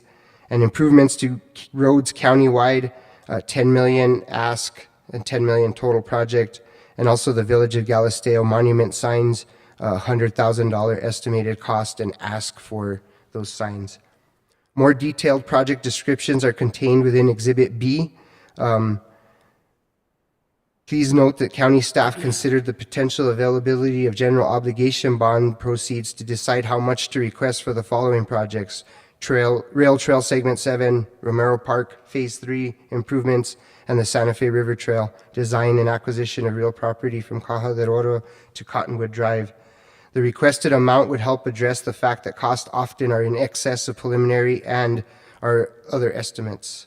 So at this time, our recommended action is to approve the subject resolution to include any further or different projects for which the board wants county staff to submit capital outlay requests, and myself or our lobbyist or Mr. Miller will stand for questions at this time. Any questions? Commissioner Hanson. Thank you very much. I think the list looks good, but what I am going to suggest, especially for Nueva Acequia multifamily development infrastructure, is that somewhere you get affordable housing in that list, because otherwise the legislators have no idea what you're talking about, because they have told me that directly. You know, they say to me, "What are you talking about? What's Nueva Acequia?" They don't know. It doesn't matter how many times we tell them. If it's not on paper, it's not going to fly. So I think that's important. I think with the Agua Fria Village, utility, sewer, wastewater expansion, just helping them really get exactly what the money is for.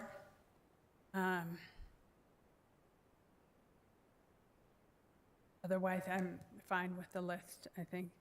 I think it's reasonable. I think we've tried this before, improvement to roads countywide. I think they like more specifics. It's probably true. Just, like what roads? You could pick a road in each of our districts, and I think that would help. That's all I have at the moment, Mr. Chair. Okay. Commissioner Hamilton? Thank you. I also, I generally agree with Commissioner Hanson. I think both of these lists are actually very strong. I particularly want to, and I actually want to really commend the county, that means all of us, for setting such rational, important priorities.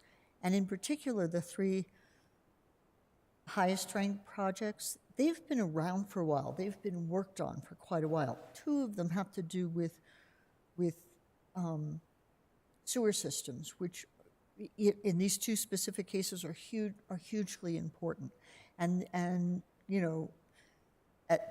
similarly, the Amet water system, it is so central to what we're trying to achieve in the county that I think it's a very strong list. And then clearly the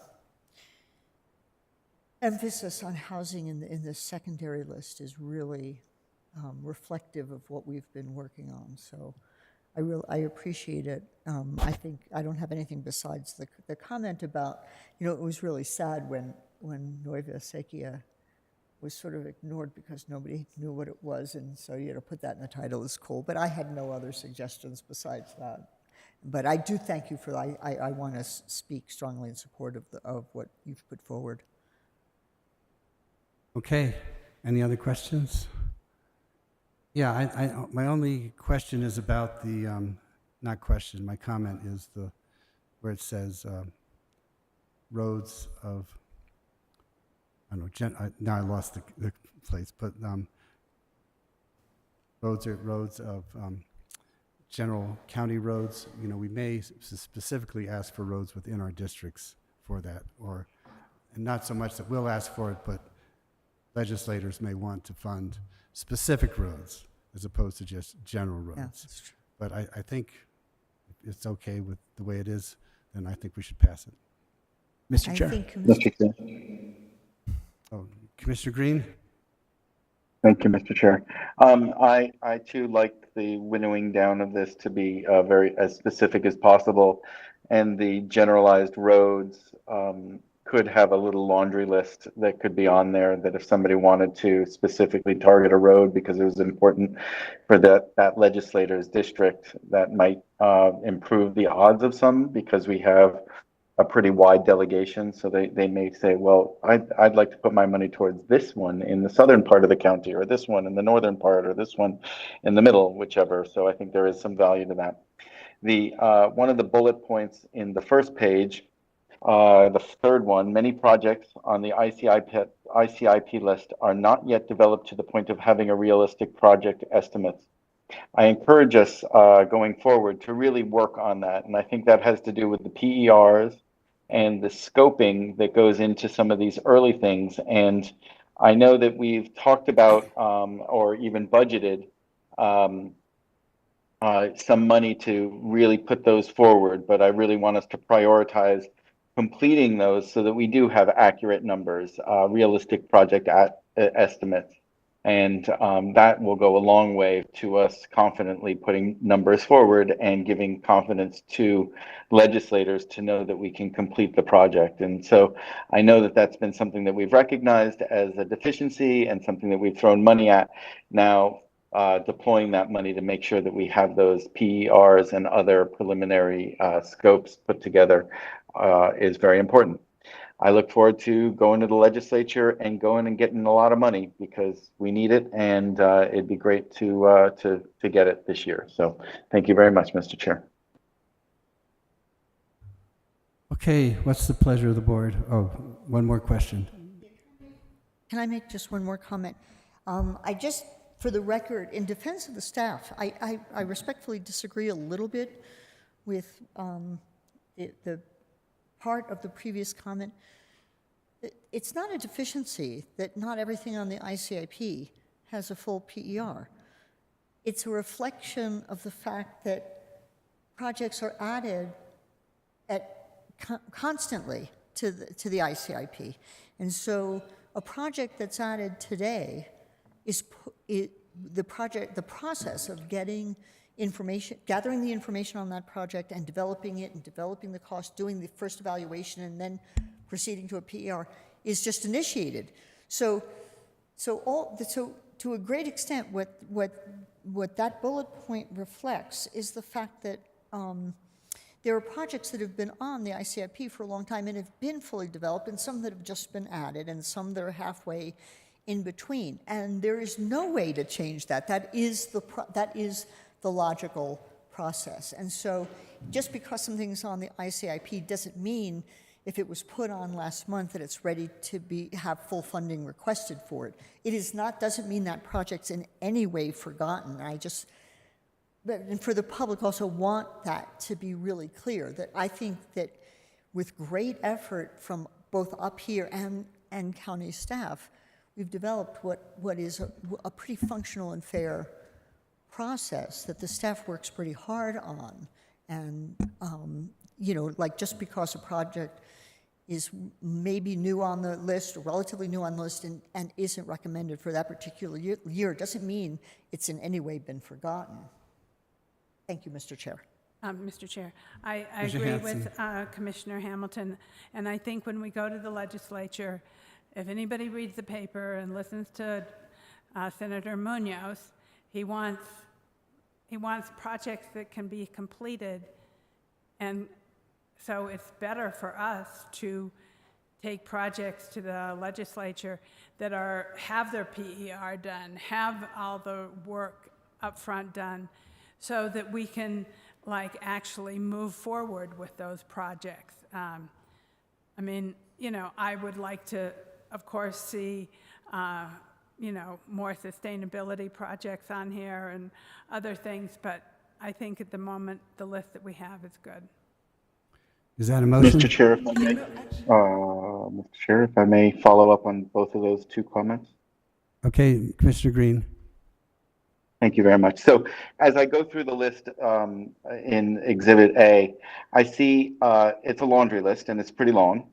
And I see 1, 2, 3, 4, 5, 6 projects, 7 projects that are under $150,000, which to me are pretty small and scoped out and accomplishable with that budget. Those should all be given an opportunity to make, to just clean it off. Let's get that done, right? Whether it's a, Public Works lift station, or whether it's a trail by Public Works, or whether it's a monument in Tesuque, Galisteo, or Glorieta. All of those little tiny projects should be given as an opportunity for legislators and for us to just get it done, right? Just like we're saying, we want things that can be fully funded. So anything under $100,000 or $150,000 would make a great opportunity for us to just put on a little baby list, or make sure that we can say, let's go get those funded and out the door, and then we can accomplish and whittle away at our list. Anyway, that would be a little recommendation that I would have here. Mr. Chair, not Mr. necessarily. Hamilton. I don't necessarily want to see 10 projects under $100,000 being put in instead of $1 million project that has been on the list for longer and needs to be done. Those $100,000 projects come up and they will get done, but it doesn't mean there's no virtue in completing them just because they're cheap and it seems opportunistic to sell them to legislators. Sorry, thank you, Mr. Chair. Yes. Well, in that case, what is the pleasure of the board? Mr. Chair, I would like to make a motion to approve. We're on H, right? Yeah. A resolution identifying Santa Fe County 2025 legislative capital outlay priorities. Second.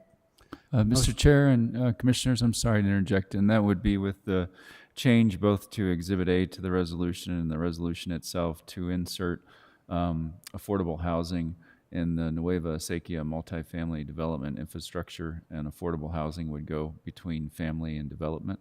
Okay. Title. Yes, and second accepts that as well. Okay, motion by Commissioner Hanson, seconded by Commissioner Hamilton. All in favor say aye. Aye. Aye. I want to make one more comment on Nueva Acequia specifically, and I appreciate everybody's comments. This is a great example, and we're going to ask your help to show how much work you've done over the last year to advance Nueva Acequia from where it was last year when we went to ask to where it is this year. We really are asking for the 10 million gap. The rest of it, we're working really hard to create the capital stack to get the project done. So that's, I think, one of our selling points on that particular project, and I really wanted to tout that and tout the hard work of staff and the board to get us to this point where a year later we're asking for what we know is the true gap. So, Okay. Commissioner Green, how was your vote on that one? It was in the affirmative. It was an aye. Okay. Yes, thank you. Okay, just because, a couple syllables came out and I didn't hear them all. Okay. Commissioner Bustamante. Thank you for checking. Mr. Chair, as we move forward, and before we hear more presentations, and we've just approved this one, I am sitting here reeling with something that I did bring up to the county manager last year. Or in my first year, which was last year, I had a legislator, we'll go unnamed, who said, there are a lot of counties I serve who don't have money. Don't ask me for money. And the interesting part of that conversation is that today we sat and listened to, in a separate meeting, the report from our treasurer that showed quite a bit of money that Santa Fe County has. This particular legislator said some of these counties have nothing. So I'm asking at this time, because there are people who are paying attention to these meetings, and we saw that in the order of, 400 and some million, excuse me, which is a large number, which is I'm tripping and falling all over it just in itself. But as we move forward and saying we need this money to do this, we need this money to do this, and I don't know if I'm the only person bearing this question, but when I have a particular legislator ask me, or tell me, frankly, don't ask me for money, Santa Fe County has plenty of money, I really need to understand, and I am hearing and I see that this money can be used and will be used for these very worthy projects, but I beg to understand better what this particular legislator was saying to me and how we answer that in public forum. I would address that question specifically to the county manager. Thank you.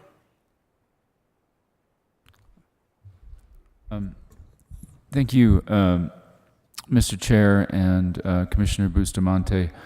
I think I have met with that particular legislator and have explained in great detail what the county's fund balance consists of relative to uncommitted and unassigned amounts in the general fund, as well as the reserve policy upon which those amounts are based.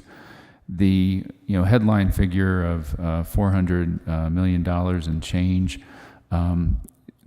those are cash assets available for investment, which doesn't readily translate into uncommitted, unassigned funds that are available for expenditure or commitment by the board. Those include hundreds of millions of dollars of projects that are in various stages of completion, as well as monies that the board has reserved for a variety of rainy day purposes. So I can certainly help package that as we get ready for the legislative reception with our legislators and make sure that we have all of those points outlined for both our legislators as well as for the public. Finally, I would just note that we are in the process of contracting with an entity to do a risk-based analysis of our reserve policy to bring that forward in the new year before the next budget cycle to have a dialogue about what appropriate levels of reserves are. So I hope that addresses the question. Thank you, Manager Schaefer, and I'm grateful for the explanation. I'm also very grateful to be working with and for a very healthy county government that has assured that in those cases that, well, for the reasons that we have to have reserves, for the projects that we already have dollars committed, and this is why we move forward and ask for this. And I'm grateful at this time as we pass these to have that clarified in my head as I sat here going back through that conversation a year ago. Thank you. And just to note, I met with County Manager Schaefer and Yvonne Herrera recently to go over all that, and it was very helpful to understand where each of said money is.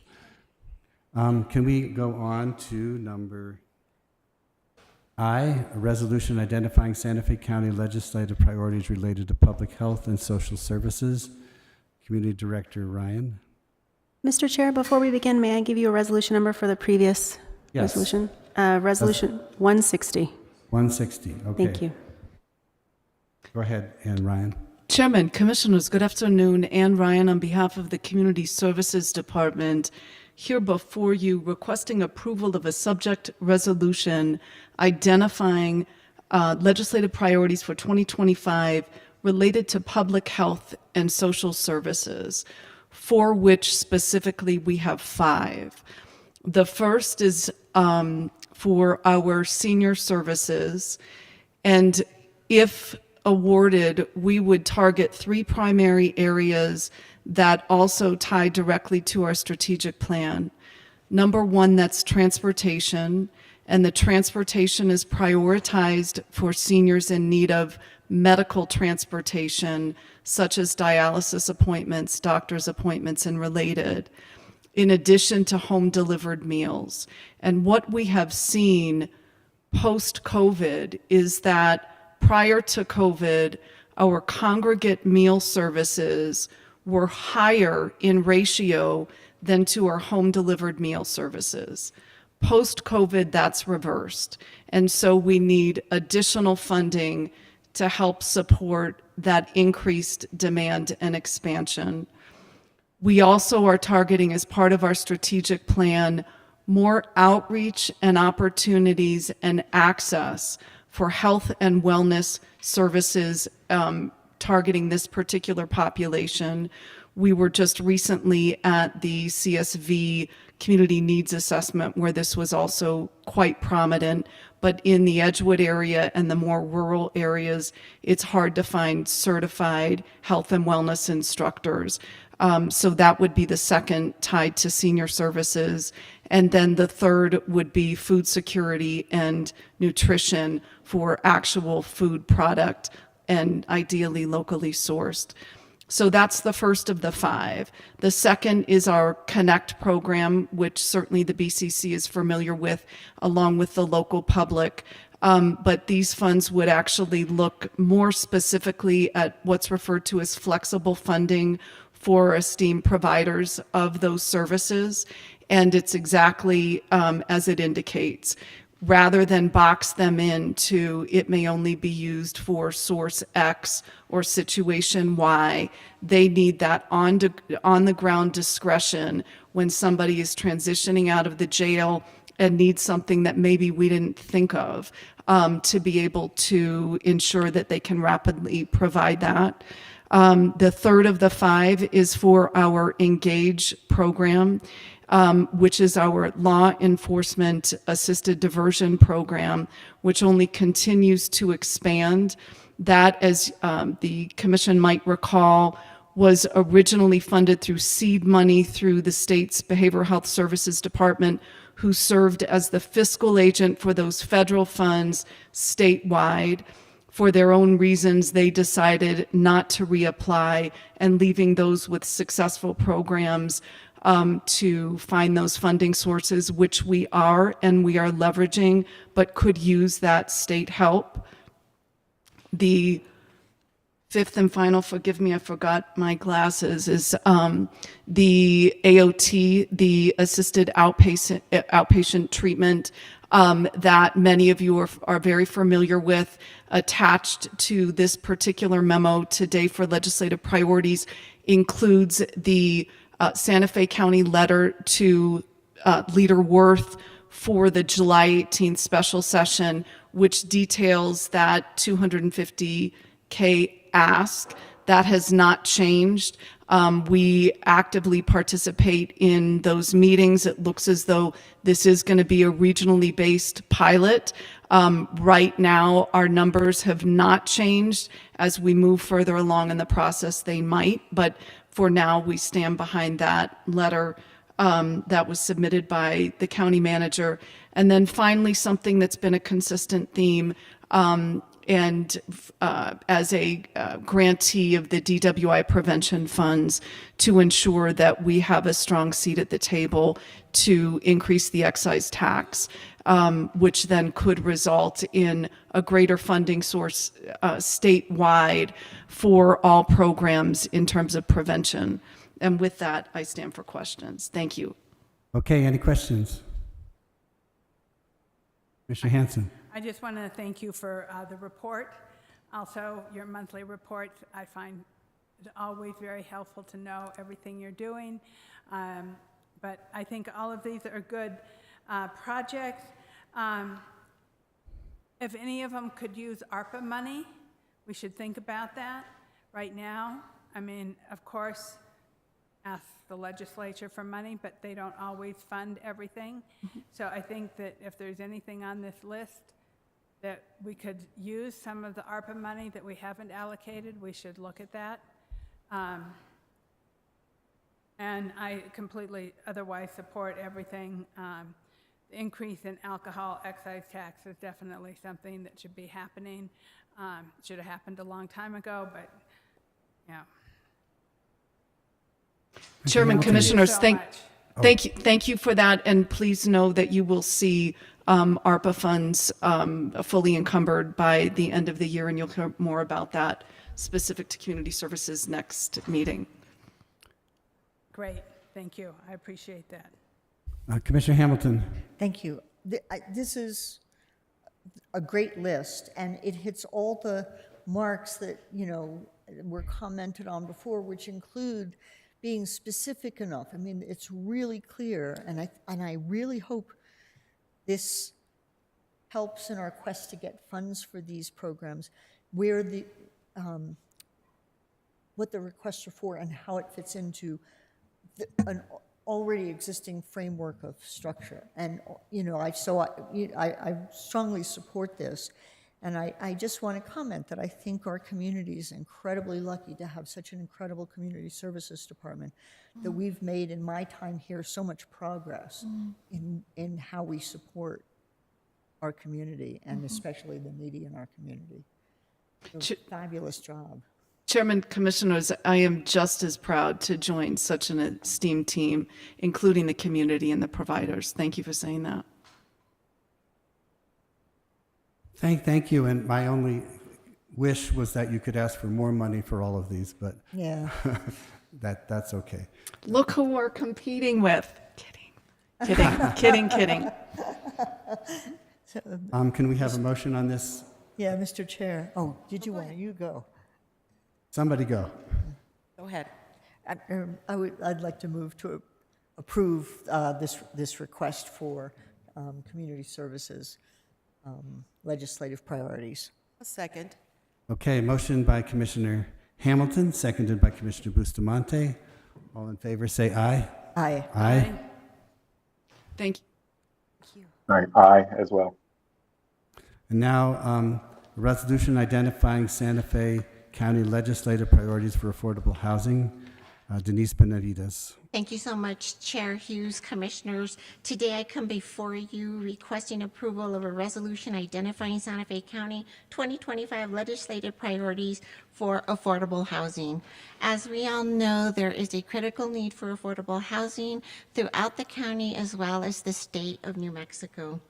We've identified 9 areas that we feel are extremely important. The first one, of course, is providing gap funding for the county's 159-unit, 100% affordable multifamily Nueva Sequia 4 and 9% low-income housing tax credit project. As you heard, that better? As you heard Deputy County Manager Leandra Cordova mention, we do have a gap in financing of a little bit over $4 million. That is critical to the completion of our project. However, we do have a couple of other funding sources that we can look into if necessary, but that is our first priority. Item number 2 is to adequately fund the State of New Mexico Housing Trust Fund. New Mexico's Housing Trust Fund was established in 2005. New Mexico taxpayers have realized a tremendous return on their investment. As we all know, providing housing adds to our economy, promotes education and health. So it's critical for us to recognize and support funding of the New Mexico Housing Trust Fund. Number 3 for us is increased funding for the state linkages program in the amount of $5 million per year. The state linkages permanent supportive housing program is extremely important. It assists with behavioral health initiatives. Those initiatives are assisted for homeless population, those of very low income, those with no income. So it's an extremely important program, and we feel like it's one that needs to be funded to the tune of that $5 million. The next initiative is funding support for Santa Fe County's Affordable Housing Trust Fund. Santa Fe County's Affordable Housing Trust Fund is also critical for us ensuring that affordable housing continues in the county. It assists us in assisting developers in the form of our Developer Assistance Fund, our Down Payment Assistance Fund, and our Inclusionary Zoning Fund. Both of those programs, inclusionary zoning and down payment, affect the actual clients that we supply affordable housing to, and the developer assistance is critical in funding infrastructure to help incentivize that affordable housing. The next initiative for us is prevent source of income discrimination for rentals. Rental is something that the Affordable Housing Department, now with the newly hired Affordable Housing Administrator, would like to dabble more into. We haven't done that much on the rental side, except for our public housing. So sources of income right now that are discriminatory that we need to target are those tenants with vouchers, voucher holders, in addition to any voucher-based type funding. Some of these sources of income discrimination affects renters of color, disabilities, elderly renters, and women. The next initiative is prohibition of unreasonable annual rental rate increases for rentals within our state. Currently, there is no law that does not stop landlords from increasing the annual rate to renters. Right now, they can increase the rate to whatever they want. There's nothing to stop them. There's no law currently. And so that's something that we feel really is critical to assisting those that are in rentals that can barely afford the rent currently today. So we feel that that's really important. Number 7 is authorize courts to delay eviction for reasonable periods while tenants actively pursue rental assistance from programs for which they appear to be eligible. Right now, the courts can only delay an eviction hearing by up to 7 days. That is a really short turnaround time when clients are trying to qualify for rental assistance programs. Sometimes the qualification period goes far beyond that 7 days. So that is another initiative that we highly support. Number 8 is increased transparency and accountability in landlord-tenant agreements. This is something that we recently have seen HUD target and add to some of their policies because of there not being that transparency that should be there for both sides, the landlord and the tenant. Some of which can assist is to adopt fair screening procedures, to provide accommodations for people with disabilities, to use official forms and legal documents, comply with anti-discrimination laws, to name just a few. And our last initiative is to fund strategic workforce housing for critical employees in difficult to fill positions such as fire responders, teachers, and healthcare workers. We recently did a pilot program in which we provided 4 townhomes, and all of them are occupied currently with teachers. We would like to continue that initiative with additional funding to provide up to 55 additional units, and we would like to create a rent-to-own program in which we could qualify them during the rental stage to become buyer-ready. And with that, I stand for any questions. Thank you. Any questions? I love it. Mr. Chair, I want to. Bustamante first. I agree, and I'm wondering for those that are action-oriented and asking for support to, check on renters and rentals and et cetera, the discrimination issues, et cetera.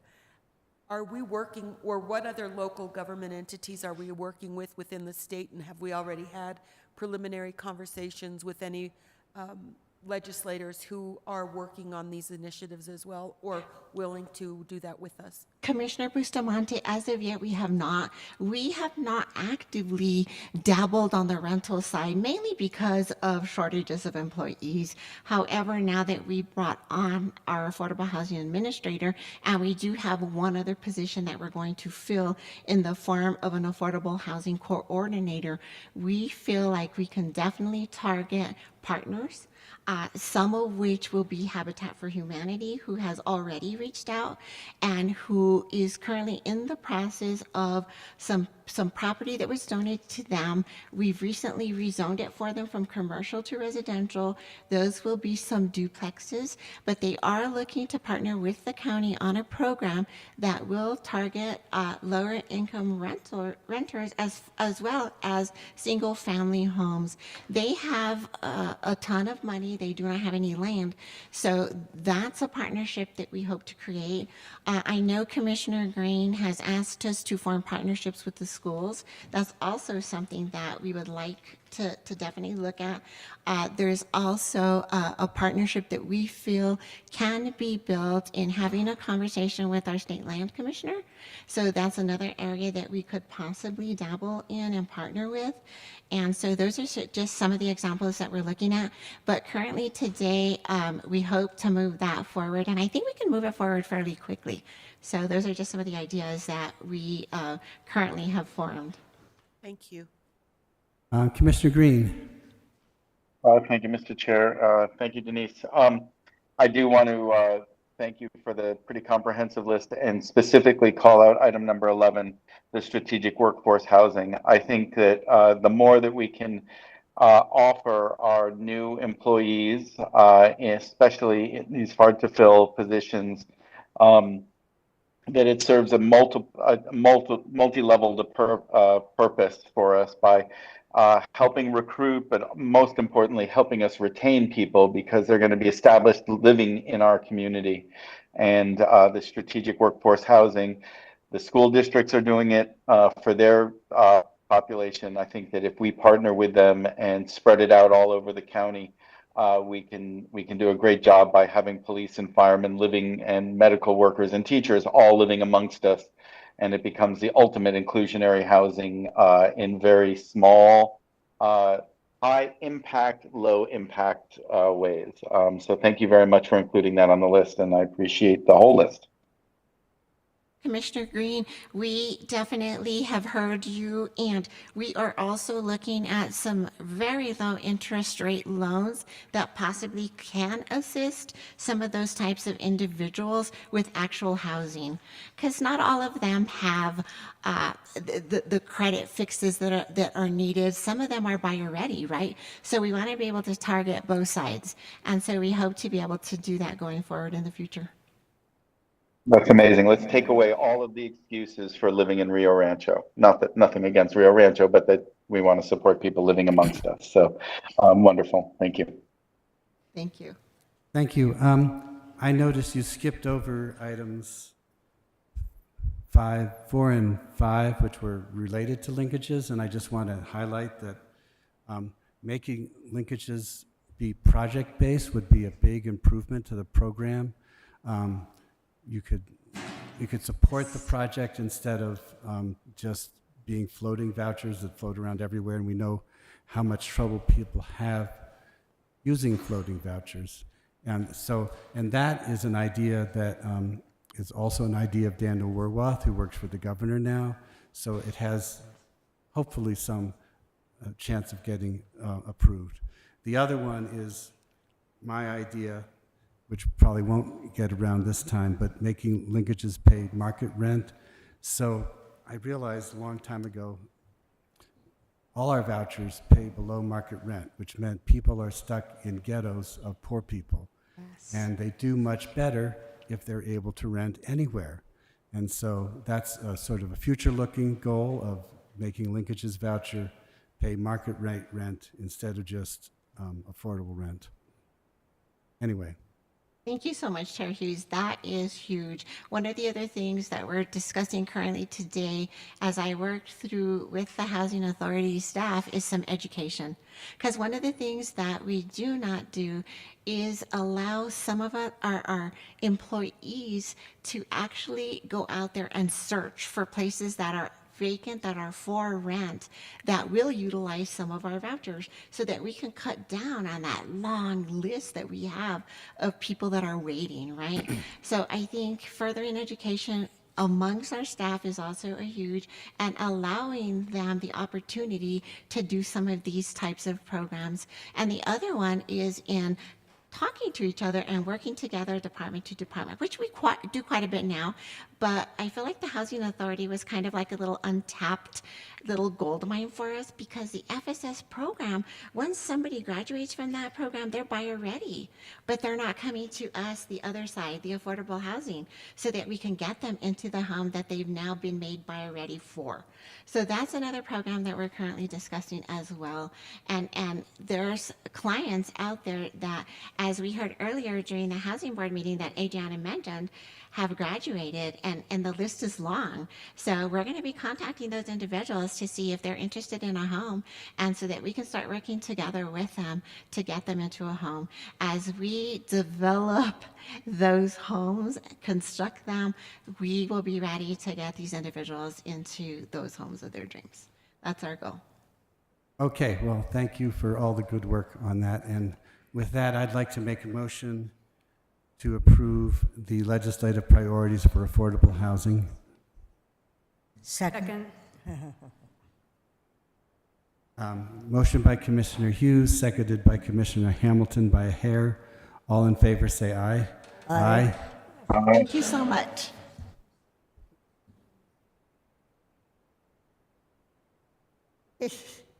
Well, you don't know which one I called on, so I could get away with it either way. They called at the same time.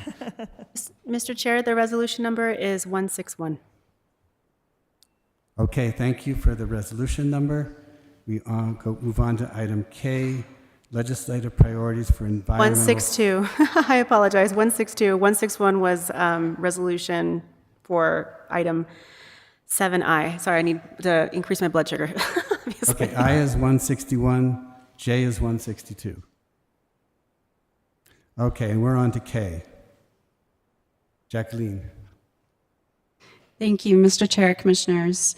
Jacqueline Beam with the Community Development Department, and thank you for the opportunity to present on this resolution establishing Santa Fe County's 2025 state legislative priorities for environmental sustainability and climate action.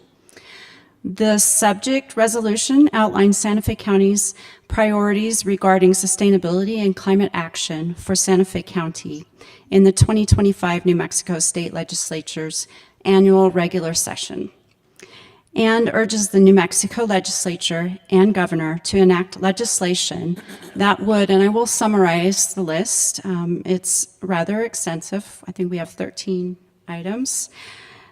To advance environmental sustainability, community resiliency, and climate action, promote clean water and energy conservation and/or management, and improve sustainability at the state and local levels, provide economic access and benefits for low-income households while increasing their ability to access utilities, use cleaner forms of energy for electricity and transportation, and increase energy efficiency for the residencies. Result in one or more of the following: the incentivizing of EV ownership and usage, decreasing emissions from transportation, expanding the development of EV charging infrastructure, and increasing access to low, no-carbon transportation options. And this is especially so for low-income households. And number 5, encourage reductions in the building sector emissions through incentivizing of energy efficiency improvements and building electrification. Also, especially for lower income households and multifamily residencies. Advance the sustainability and climate action goals of the county, including conservation and protection of natural resources, carbon neutrality, climate resilience, economic vitality, increased quality of life, and social equity. Provide adequate funding and support for state departments tasked with implementing climate policies and programs and protecting the environment, such as the New Mexico Environment Department and Energy, Minerals, and Natural Resources Department. Support the prioritization of funding and funding mechanisms for infrastructure projects, energy projects, and economic development opportunities that enhance local communities and advance community resiliency and climate action. Provide capital outlay for facility energy efficiency improvements, renewable energy, to include photovoltaic, solar, and resiliency improvements.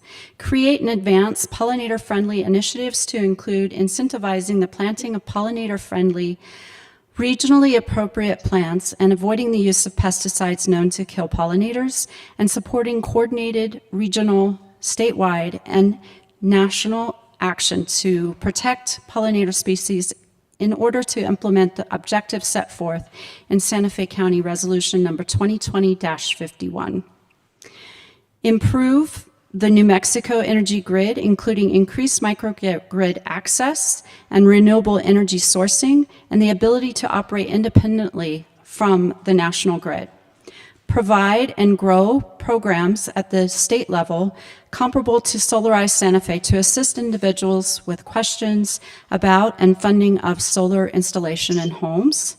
And finally, prioritize oil and gas reform to ensure clean air, water, and soil through capping requirements of legacy wells, increased methane emissions regulation, requirement of wildlife and wetland sensitive area protection and buffers, transition to renewable energy, and codification of net zero methane emissions.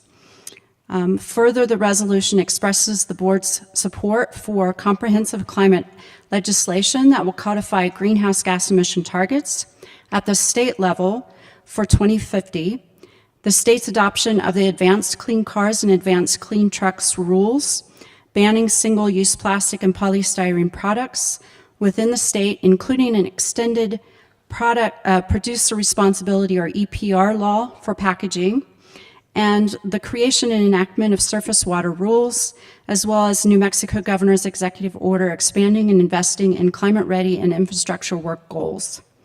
And finally, residential and commercial electrification and energy efficiency upgrade programs, training and certification of contractors for energy audits and projects in commercial and residential buildings, and a green amendment to the New Mexico Constitution. It's a lot of work. And with that, I stand for questions.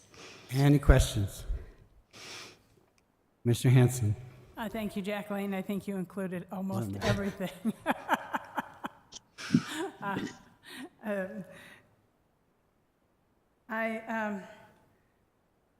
I don't think that this board has actually taken a vote on the strategic water supply plan that the governor is talking about, but I do think it's something that we should keep an eye on somehow,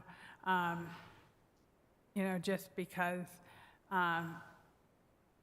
one doesn't know what will happen with that. So I don't think we need to add anything to your list. I think we have enough to keep everybody busy. But I just wanted to bring that up because I think it is something that will be on the session. Mr. Chair, Commissioner, it is noted. Certain. Mr. Chair. Commissioner Hamilton. Thank you. Yeah, I agree with Commissioner Hanson. Most everything is here. I'm very impressed that you've detailed all of this, and I think our under your leadership, our perception and implementation of how you go about making sustainability and resilience a reality has been greatly advanced, and I really appreciate that. Everything on here is really important. I was impressed and pleased to see the energy grid piece, which has seldom, has talked about, but it hasn't been on there very much. So I really, really support this. I do think that water is an additional issue that is going to be a big challenge, and as we progress, would like to see some of that. I know you are dealing with some of that. This is intended to be the legislative support, not everything you do, and I do recognize that difference. And I also just wanted to offer the not condolences exactly, more like moral support for how much more challenging this is going to be in the near future. And I'm glad to see you nevertheless bucking up with this approach to the legislature, which I think is really critical. Excellent job. Thank you, Commissioner. Thank you. Commissioner Green. Thank you, Mr. Chair, and thank you, Jacqueline.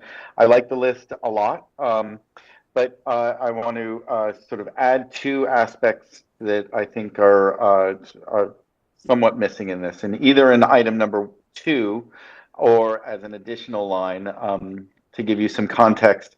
As we've all heard about the Bishop's Lodge wastewater situation with the dumping of water, or the potential of dumping water into the Little Tasuki Creek, and then the reversal into putting it into a leach field. That was a relatively successful step in the right direction here. But one of the things that became apparent in this is that New Mexico is one of 2 or 3, I think it's down to 2 states in the country that don't have its own produced water standards, that we rely on the federal standards. And now that we have a federal government that might, not sort of align with us and sort of weaken the laws of the EPA and the Clean Water Act, I think that this is the time for the state of New Mexico to create its own water standards. And so if I were to put either an additional line in there, say an item number 14 would be to adopt statewide clean water standards above the federal standards that include standards for, but not limited to, PFAS, nitrates, and the byproducts of the oil and gas industry. Very specifically speaking about that to the legislature, to say that Santa Fe County is in support of them doing that hard work. Some of that could be done by adopting other state standards or some version of that. But when there's 47 or 48 other states that have figured this thing out, and we're one of the last ones, I think that that's something that we need to show a support for, especially given what's happening in Washington right now. Secondly, Given what's happening in Washington right now, I would add a line that says, take steps to mitigate the reversal of federal programs in the Inflation Reduction Act with programs and funding that provides continuity of funding for the infrastructure should these programs be disbanded.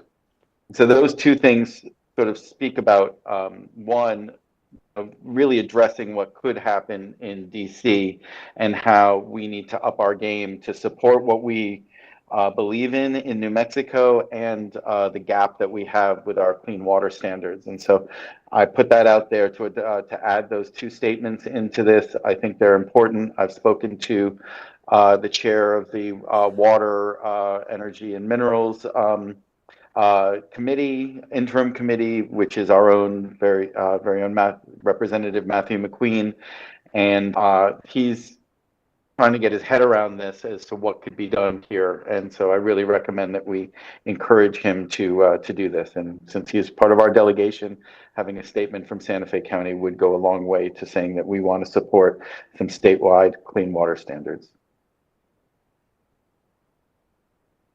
Okay, Commissioner Hanson? So, Commissioner Green, I think it says in here, support the writing of water rules, right? Did I not read that in here, Jacqueline? Or did I read Mr. it? Chair, Commissioner, number 2 states promote clean water and energy conservation and/or management and improve sustainability at the state and local levels. And that is an area that we could slip in to include produced water standards or language to that effect. I don't know if there's other states that have produced water standards, but what we don't have is we don't have primacy here.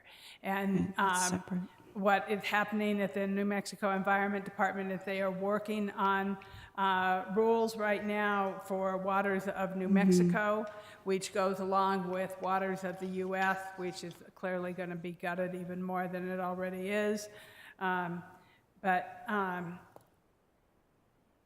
So that's why I'm trying to be specific to the create standards. Something loose and saying promote is nice, but create standards is specific, and that's what laws and lawmakers do. And but if we that's point what they're out, doing right now, they are working on. They got money last session to work on the rules in the New Mexico Environment Department. This is something I have been advocating for the last 8 years. So right here it says provide adequate funding and support for state departments tasked with implementing climate policy and programs protecting the environment. That covers, I would think, part of that waters of the U.S. or waters of New Mexico. And I thought there was another place where you talked about it so that it's covered, but it can be loosely incorporated because the strategic water plan the governor is working on is about produced water, and that is what is about produced water, not the waters of New Mexico. That is a different standard that we're working on. So there's a couple different areas. yeah, I mean, that we could wordsmith it. I just want to really encourage people to us to encourage the legislature to mandate a statewide standard for PFAS, for nitrates, not just produced water from oil and gas, but also to include wastewater treatment facilities, as we're seeing down, whether it's in the Tesuque Valley or the Santa Fe River Valley downstream, or wherever. We don't have those standards, and being very specific about our desire to see standards developed is not a bad way to get something started. Commissioner Bustamante. Thank you, and thank you, Jacqueline.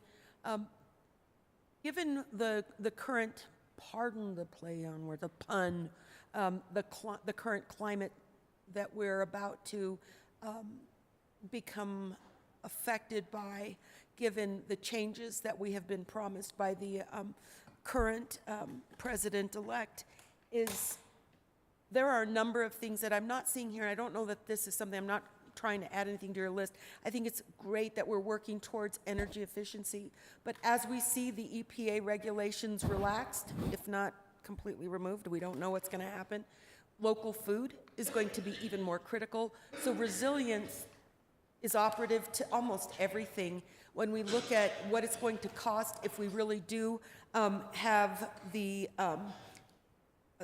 promise that we will not be the tariffs to Mexico, a lot of our green food. So we do eat locally green vegetables and foods, but I think there's going to have to be an opportunity to have more of that and ensure that the quality of our soils, et cetera, are protected. So food resilience, what type of canopies do we have to keep things cooler?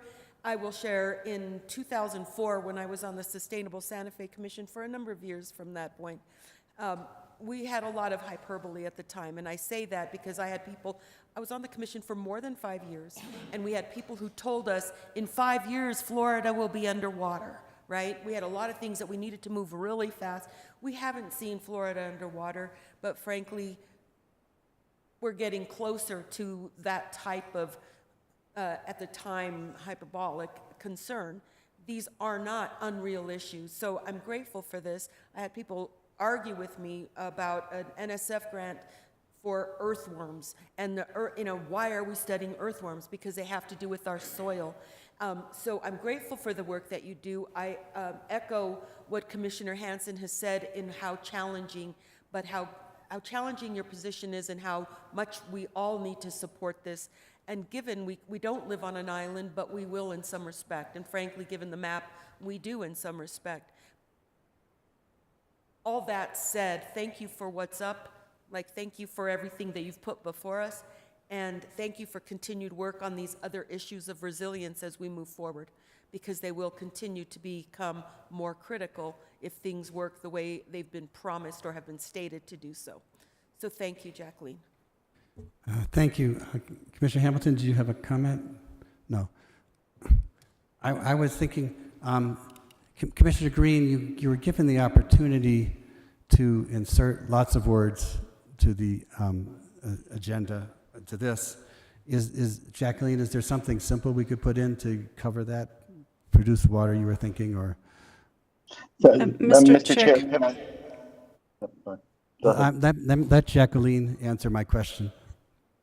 Mr. Chair, Commissioners, I'm hearing 4 different additions that would need to be added to the list. And I believe there are within these 13 areas that we could do that if it is the pleasure of the board to add produced water standards requirement, which includes oil and gas industry related contaminant regulations, take steps to mitigate IRA sponsored programs that might, due to new administration challenges, be withdrawn, and waters of New Mexico, and a focus on that that the state is already working on right now, and then a local food and resilience protection. And many of these areas are broadly covered in this list, but if that's what the board would like to see, then I'm happy to add those areas. It seems that none of them detract from this, in other words. No. Pretty much. Mr. Chair? Yes. I'd like to make a motion to support this resolution establishing Santa Fe County 2025 state legislative priorities for environmental sustainability and climate action, and add the 4 broad definitions that you added into this resolution. I'll second, but I would like to be very specific with adoption of statewide clean water standards for the water aspect of it. Mr. Chair, under Yes. discussion. Commissioner Hamilton? Okay, so that's a bit of a problem, because the state does have clean water standards. And so what you're suggesting sounds more specific, but I think it potentially muddies the water. Produced water standards, drinking water standards, and surface water standards are all different. And no, there aren't currently PFAS standards, but in fact, the EPA has been working for years, because I reviewed a couple thousand pages of proposed regulations for them on PFAS. So if and when those would be included into the regulatory part of the Clean Water Act, they would probably be adopted by the state. But, anyway, I'm not sure the state NMED is currently in the position to independently develop PFAS standards. So I think adding something general along those lines is more effective than trying to be so specific. That's just my opinion. And I agree with you, it's better to be general, because then it gives Hutch and people who are lobbying for us more latitude to advocate on our behalf. And to that point, I'm okay not being specific about the details, but more be specific about develop statewide clean water standards above the federal standards, so that we can have primacy and that we can have our own water, that if they gut or don't do anything with PFAS, that we do it. Or if they don't do it or gut the nitrates or the produced water standards, that we have our own standards for the state of New Mexico, and that we really say, now's our time to do this. Otherwise, we wait 2 more years and we wait 4 years for the feds to do it. Up to you, right? James Kinney, Secretary Kinney is working on those standards. Yeah, I'm sorry, my apologies. Yeah. And can we at least come to the wording? I think, so Jacqueline stated 4 general projects. Aren't we just ready and what Commissioner Green just did is the compromise is fine, as far as I can tell. To encourage the state to take action that protects the state in light of potential future federal changes is sufficiently general to my point. Okay. Thank you. Are we clear on the motion, I guess? Are you clear, Jacqueline? As the Mississippi, right? Yes, and you're the one. Mr. Chair, Commissioner, I am as clear as I think I can be, and I believe I understand what is wanted and desired as an addition. Okay, so we have a motion by Commissioner Hanson, seconded by Commissioner Green. All in favor, say aye. Aye. Aye. Okay. Thank you. Thank you, Jacqueline. What's the resolution number for K? County Clerk, what's the resolution number? Right. Resolution number 163. 163. Okay. Resolution identifying Santa Fe County legislative priorities for Community Development Department, Paul Olofson. Mr. Chair, Commissioners, Paul Olofson with Community Development. As we've been discussing, these are a proposed list of priorities for this year's legislative session. I'll outline them briefly. Number 1, to adequately fund the New Mexico Tourism Department, including sustained enhancement of the cooperative marketing programs and support of local marketing. We have been the recipient of many of those grants, and enhancing them would be beneficial. Provide local governments with broadband planning money, matching funds for federal grant opportunities, and capital outlay funding for broadband projects. As we know, it's been a big topic in the state, and there is quite a bit of money here, but they also say that that's not nearly enough to really reach everyone. So we're asking for more broadband. Provide funding for local governments for projects pursuant to the Local Economic Development Act.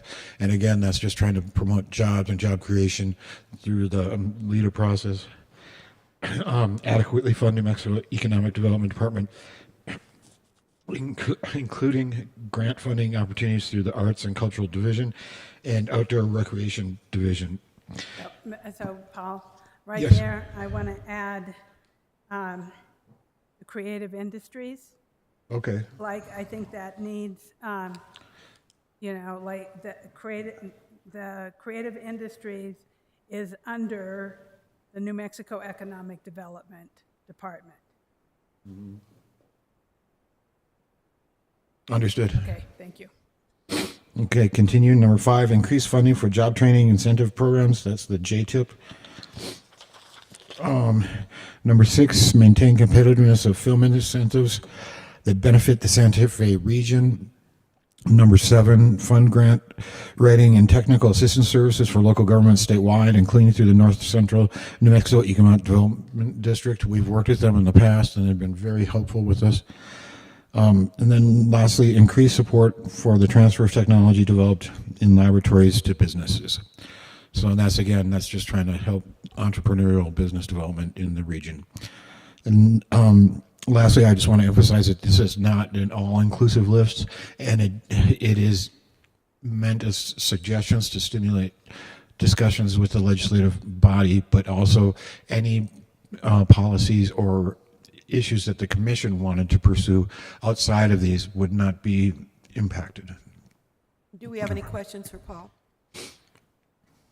Madam Chair, Commissioner Hanson? I would like to make a motion to approve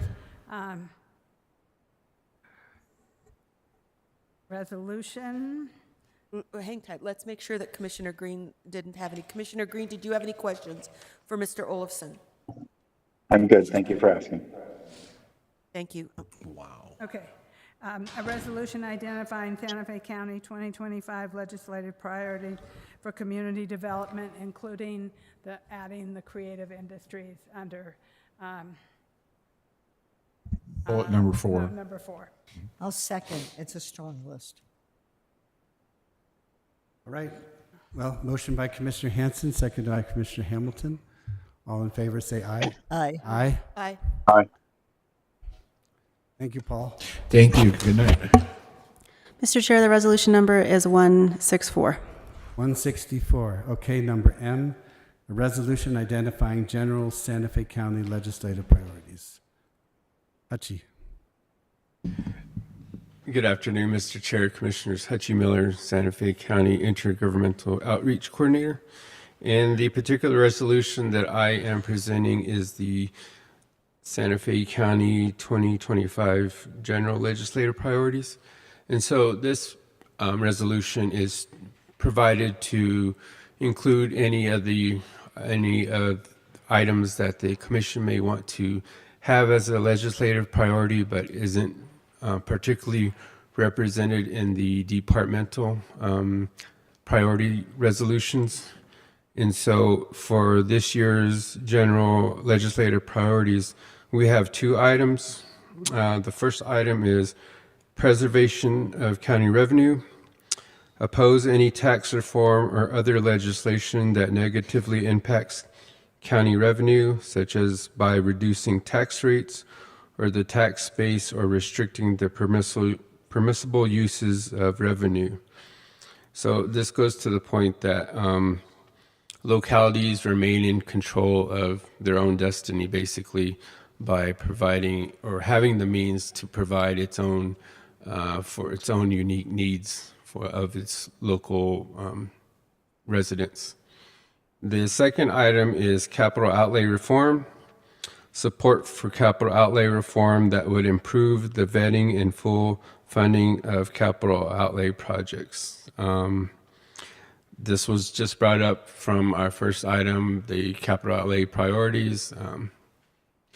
We as a county always run into that issue of like, what do we select as a project and what do we think is a good idea? Or what do we think that the legislature thinks is a good idea or the governor's office thinks is a good idea, and what are they going to fund? Most likely in past cases, not fully, but to a substantial amount.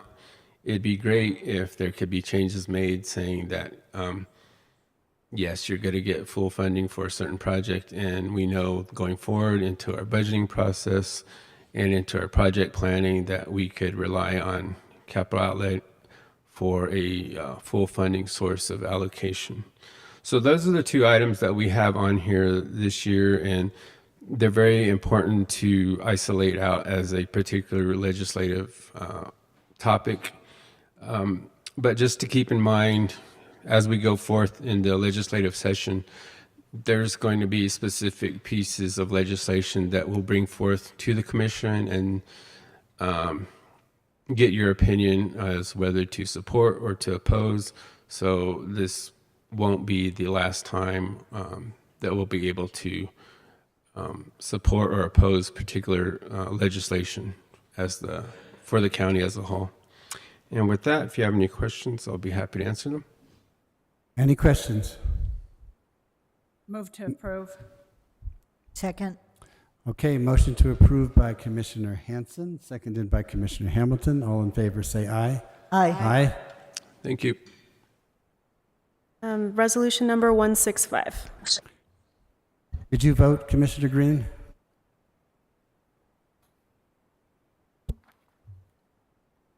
You might be. Mr. Chair, I received a text message from Commissioner Green that he's stepping away at 5:15. Oh, okay. And resolution number, you said? 165. 165.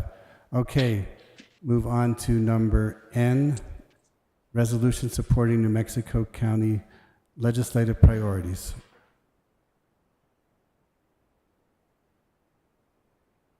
County clerk.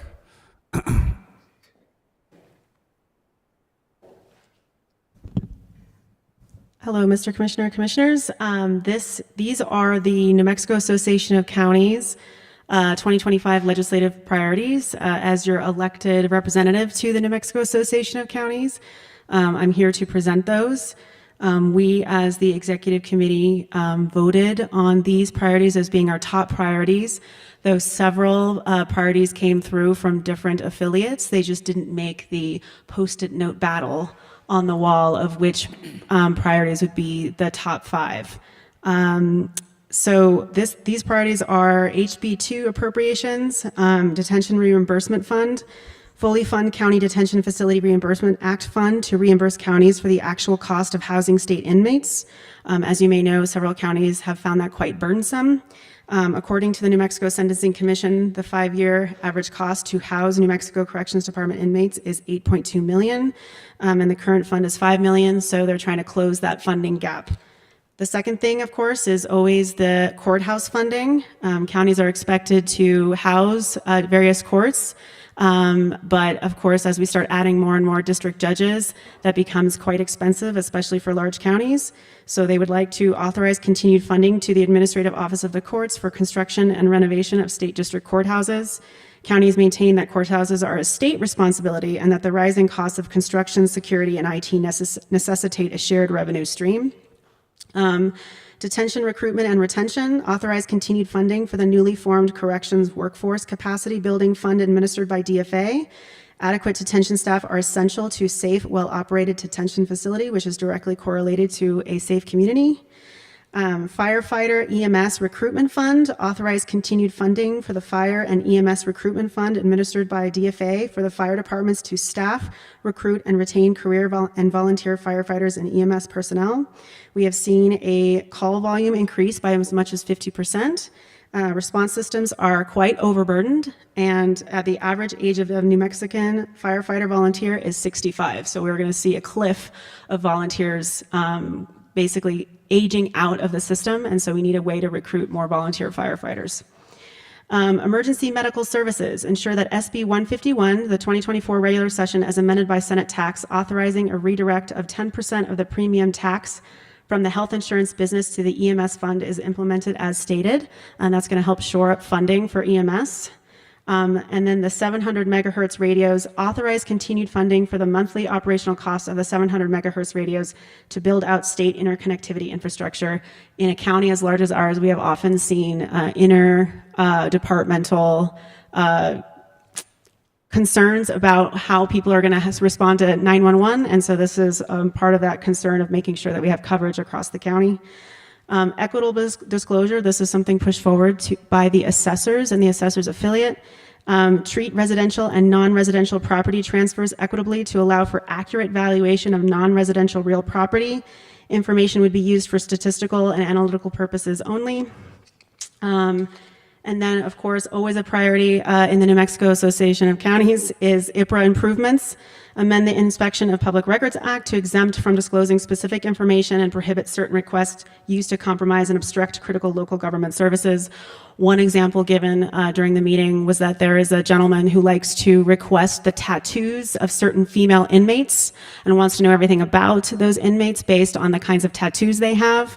And so they felt that there are certain things that probably should not be IPRAble. And then resources to support border-related humanitarian and crime efforts. Appropriate $5 million to counties for services provided to state and federal agencies to support border humanitarian and crime efforts. This funding will be used to combat drug and human trafficking networks, to coordinate with community services that provide food, transportation, shelter, and family location, and to coordinate with state and federal agencies on information sharing and coordination of state law enforcement activities. So these are the priorities that the overall board chose. Of course, there were many more that didn't make the overall vote. And I stand for questions. Any questions? Mr. Chair. Mr. Hamilton? Not a question so much, but it seems like a really good list. There are several things here that are obviously really critical. I bet it was quite a job to winnow down. I'm sure there were a lot of other things, but this is a very strong list. Thank you. Move to approve. Second. All right, Commissioner Hamilton moved to approve, seconded by Commissioner Bustamante. All in favor say aye. Aye. Aye. And your resolution number is 166. Thank you very much to the commission. Thank you. Okay. Number 8, presentations. Presentation concerning Santa Fe County Adult Detention Facility Technology Advancements, Enhancing Security, Efficiency, and Rehabilitation.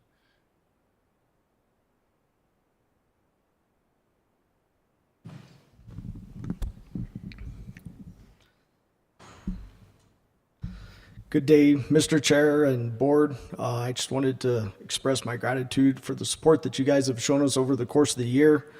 And we're pleased to present just a reflection of the technologies that we've been able to update the facility with to bring us more into the current environment and better serve our community. We understand that at the facility, at the jail, we do provide services to a very fragile community that we're all aware of. Likewise, we are clear on recognizing the fact that this community usually does spend a short stay and returns to be more productive members of our community. At least that's our goal. With the technologies that we've implemented, we're going to show some of how we've improved our services over the time. We realize that this is just a chart on roughly a 2-year average population within the facility. It ranges anywhere from 239 as our low up to about 295 average daily population broke down per month. With that population, those numbers, it's hard for us to physically have programs that are dedicated and provide high quality services, in which we strive to do. With the current technologies, they're really revolutionizing kind of our industry as a whole. They're improving our security, they're improving our medical services, and our overall ability to provide rehabilitation programs and processes for these individuals. In our medical department specifically, we've added the LifePak defibrillators, which are defibrillators now that are actually connected to our newly installed robust Wi-Fi, which provides us with signals to ensure that these life-saving devices are actually up to date. The batteries are always charged. It gives us maintenance reports and really overall improves that. The Emerald Cell is actually one of the devices that we recently acquired, which allows us to do full comprehensive medical blood work, which allows our provider to either make better diagnosis or more informed diagnosis, as well as provides the opportunity for him to pre-screen or find conditions that maybe haven't been identified before. The Lucas 3 machines are, again, emergency life-saving devices. What they do is they help us with our CPR. Once the Lucas device shows up, it actually ensures that we get proper depths on chest compressions as well as the proper rhythmic ratio per minute with the 30 to 2 chest compressions that we utilize within the facility. The AccuVein and the Sonosite, the AccuVein is actually used for a lot of times of our IV users in order to ensure that we could get IV medications in. For those individuals, they slowly collapse their veins, making it harder and harder. The AccuView ensures that we assist the medical to get more accurate sticks, and the Sonosite actually helps us with any kind of ultrasounds that we may do, tracking pregnancies or whatever information that we might need, that allows our practitioner the full range of information that he could get from that. Lastly, in the medical department, we've implemented up to 6 tablets, which again helps us eliminate a lot of the waste, the paper waste, probably reams and reams of paper, that this is helping us reduce inside the facility, as well as it helps the doctor to have those medical charts in an easy form that he can carry, and provide digital photos of any kind of treatment so we can track progress of any type of wound care that he might be providing at the time. When it comes to the rehabilitation and the communication, we've actually deployed inmate tablets throughout the facility. We've ensured that we have enough tablets that every single individual inside the facility will be able to access their own tablet. These tablets allow for video visitations, inmate phone calls, provides a variation of programming, which I'll cover in the next slide. It digitizes their mail, so they no longer have to require mail-in services, which reduces the delay.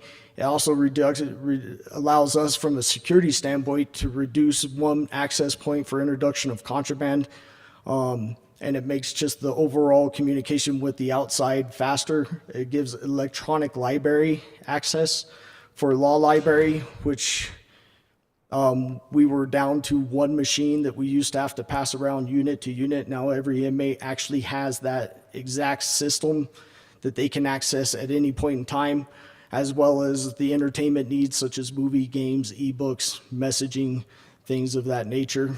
It kind of ends up endless on the capability side, and then we, as a facility, get to determine what we feel is appropriate for the security side. Our programming is actually ran through, it's called Indovo. It's actually a pretty robust programming. It provides all of the educational portions and programs and rehabilitation.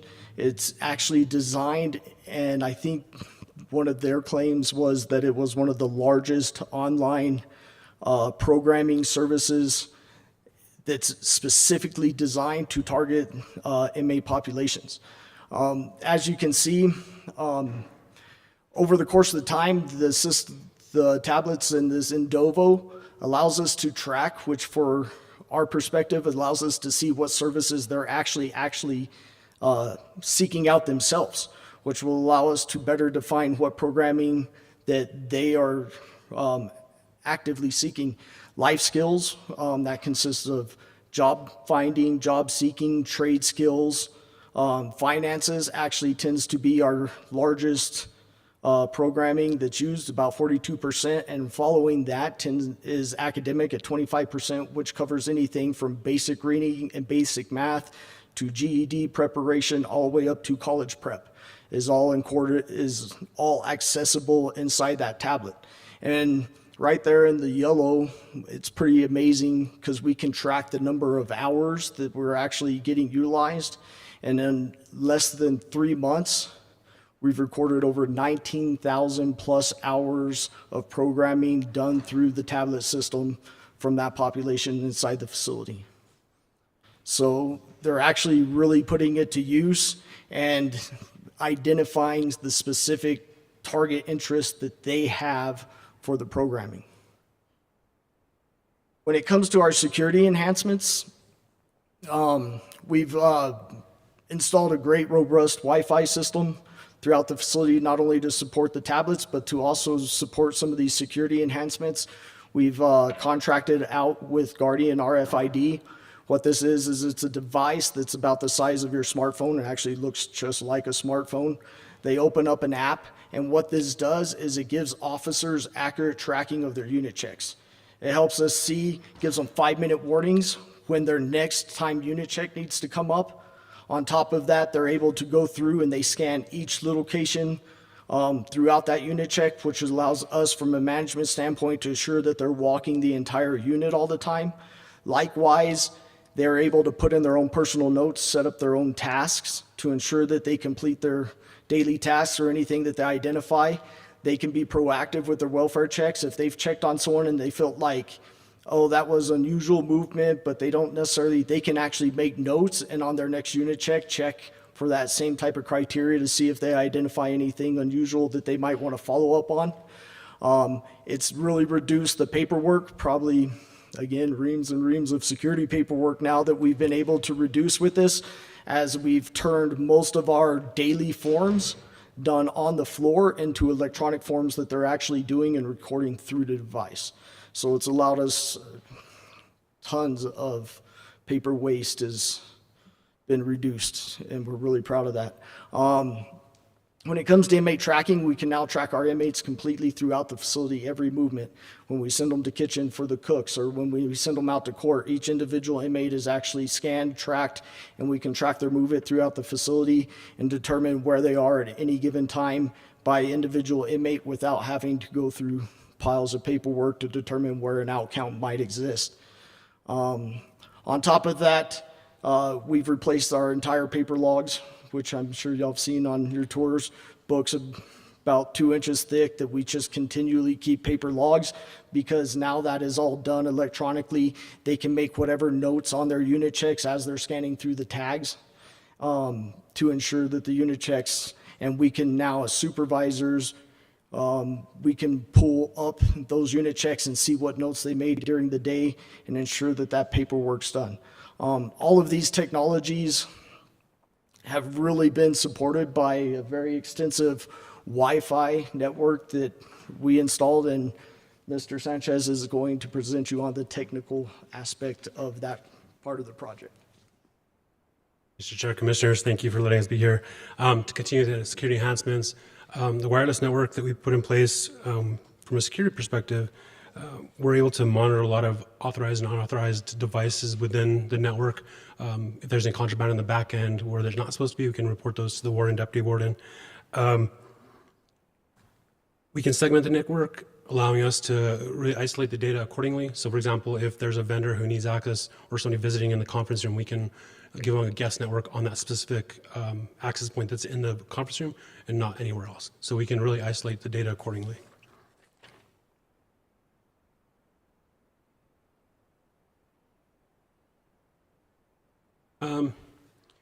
This time, Mr. Chair and Commissioners, I'd like to introduce Jason Dixon.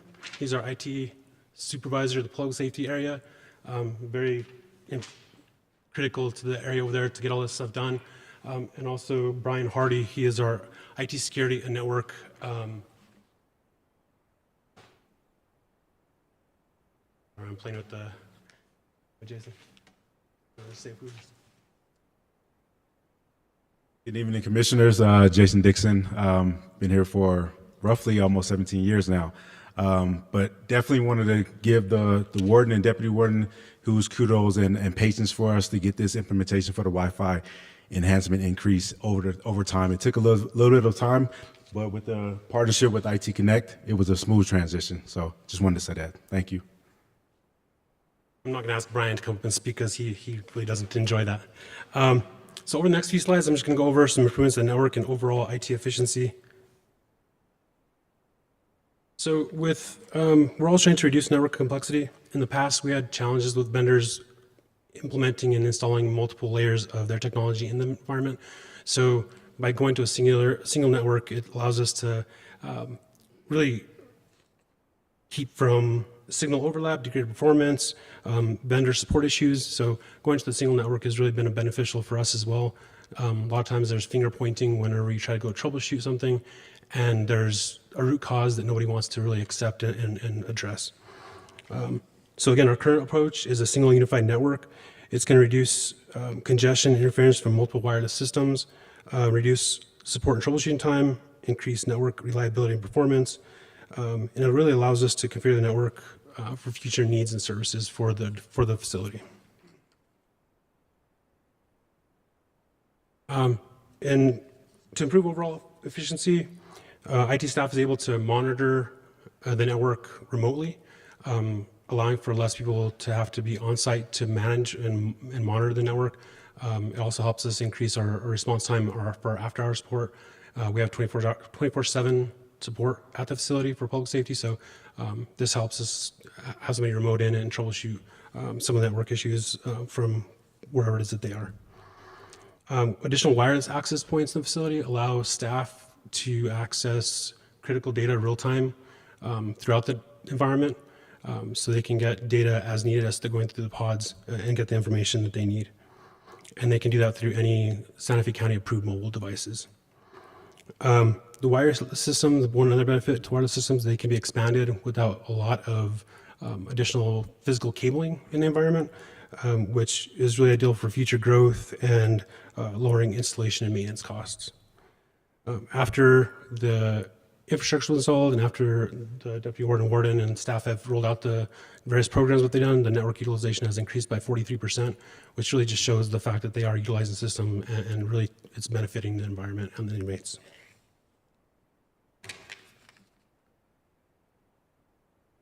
So again, the single wireless network is able to allow for multiple vendors, applications, again, really targeting the fact that it'll allow for future growth.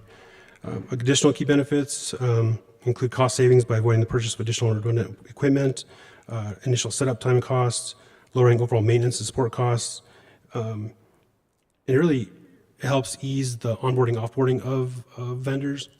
Again, as I mentioned previously, they would come and bring their own equipment in, so we have to rip out the old one, bring in the new. Sometimes they would abandon it, so then it just becomes a very, very convoluted bunch of information or infrastructure that we don't need.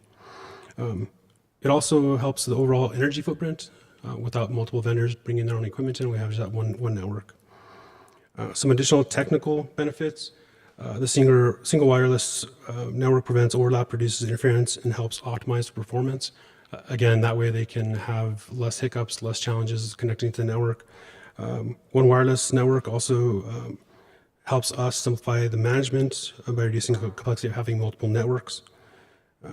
With that being said, all these changes help improve uptime and provide reliable connection for mission-critical applications and inmate programs. So at the end of the day, it's really to help the facility and the inmates. And with that, I'm going to turn it back over to the Deputy Warden. He's going to talk about some of the feedback he's received from the inmates. Again, this is, I spend a lot of time in the back speaking with the individuals, and it really is about the end user and the population that we serve.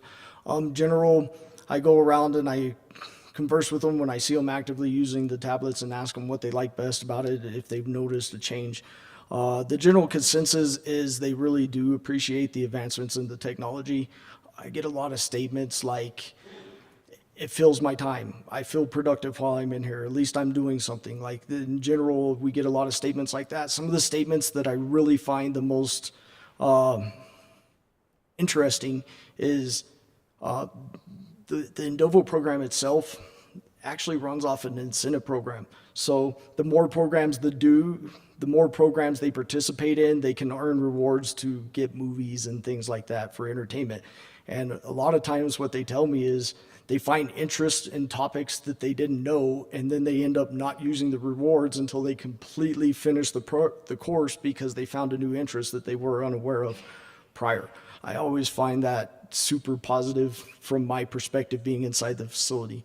One thing that I didn't point out was that this Indovo program that they do use actually gives them certificates for every program that they do complete. And when they get out, they can continue to log in. They create a user account and they can continue to log in when they get out and print and have access to all the course completions for whatever reason that they might want it. If it's just simply for the ownership of a cert or maybe to use on job applications or anything like that. And again, we're just barely getting into the benefits that we might find from this technology, but we're really excited to present it. At this time, I stand for any questions that you guys might have. Any questions? Thank you for improving the lives of the inmates. Thank you for the opportunity. I have a quick question for you. Yes, sir. So you said you could track the inmates as they move through the jail or whatever. Did they wear a watch, or what device do they have that allows you to track them? Right, so it's not necessarily like GPS tracking. What happens is, as an inmate leaves a unit, we're able to scan the RFID. It's just kind of like a barcode. We're able to scan them. And then as they make movement and enter into another unit, we're able to scan it and check if they're in. We can set up time frames on that. I expect you to be in this unit within 3 minutes, and if they don't show up, then we really don't run into that problem because we're able to, we escort everywhere within the facility, so we don't get any kind of free movement detouring off. But it really adds a capability to the supervisor, like the lieutenant that's not necessarily on the floor watching inmates come in and out. If he needs to know where an inmate is immediately, he can just pull it up on his device. And if he is checked out to kitchen or checked out to court, he'll be able to see that immediately. Yeah, thank you. I was just having trouble picturing it. Yeah, so it's not quite GPS, but Right. Yeah, I wondered about that. Well, thanks for the presentation, and thanks for moving ahead. So every inmate now has a tablet, right? every inmate has access to a tablet, and we made sure that we built it robust enough that even as potential population increases, we have the capability to continue to add tablets to ensure that there's no fighting over resources. Yeah, that sounds great. Yeah. Any other questions?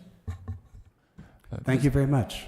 Mr. Chair and Commissioners, I would just really want to thank everybody that was involved in making some of this a reality. Deputy County Manager Elias Bernardino, IT, the programmatic staff at the jail, the vendors that we worked with on this project. To see it all summarized in a PowerPoint may make it seem like it's easy peasy lemon squeezy, but to put Wi-Fi in a now almost 30-year-old building was a significant information technology success story. So I just want to thank again everybody who was involved, including Jason and Daniel, and again the whole team. Thank you. There's no drywall. It's drilled through concrete and rebar everywhere you go. So, thank you. Commissioner Bustamante? I can't pass up the opportunity to, yet again, and I'll do it every chance I get, to thank you for the open-mindedness and ability to implement things that are going to make a difference in the lives of the inmates and people who are being incarcerated, in hopes that things will make a difference in their lives, that they won't return. So I thank you. This is a commendable effort in putting this together, and it doesn't go unnoticed. So thank you sincerely for your open ability to get things going that otherwise people would say, well, you know, we can't do that. It would be too hard. There are 100 reasons to say no, and I just haven't had that experience with you guys at all. Let's try it. So thank you so much, sincerely. It's just a reflection of the support we get from the county manager and everyone else. We really do strive to improve the lives of these individuals and reduce, it's a true passion of the team that we have at the facility. It truly is. Thank you. Okay, now we move to item 10, which is matters from county manager, miscellaneous updates. Thank you, Mr. Chair and Commissioners. I'll be brief. Just want to remind everyone that we did post notice that the final regular BCC meeting of this year will be held on Monday, December 9th, beginning at 2 p.m.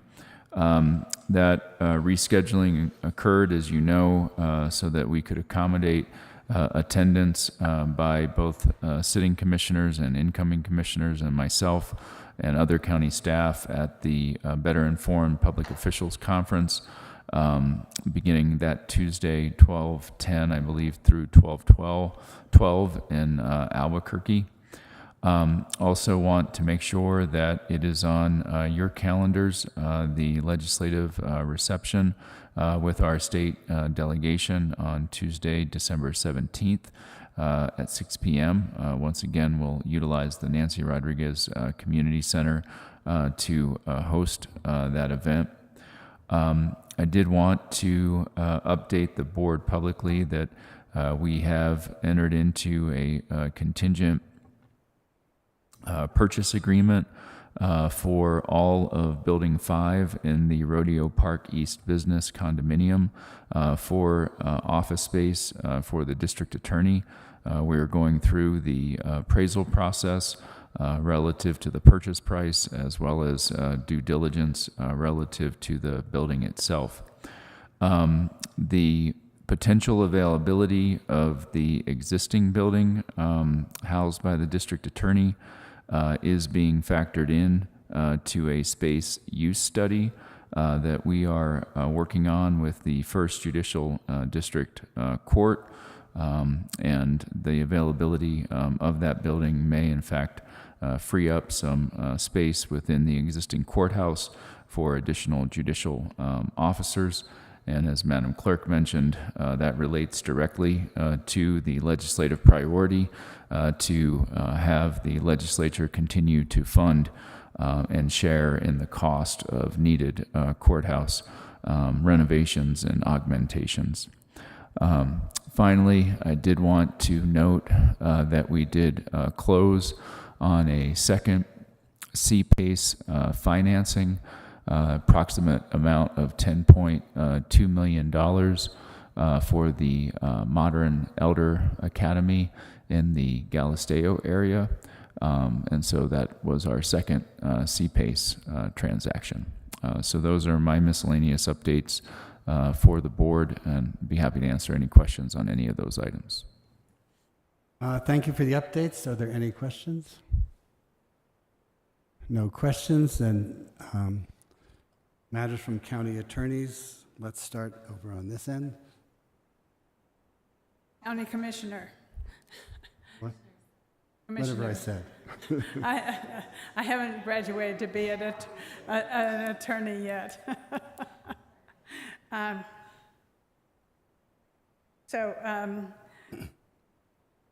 December 2nd is the Agua Fria Village, my last Agua Fria Village meeting, and we're having a small little party, so anybody in the village or in District 2, you're welcome to come. I had a really nice time at the North Central Northern New Mexico Economic Development Board, where they also honored my time as a member of that board, although I have been an alternate for a good 4 years or something like that.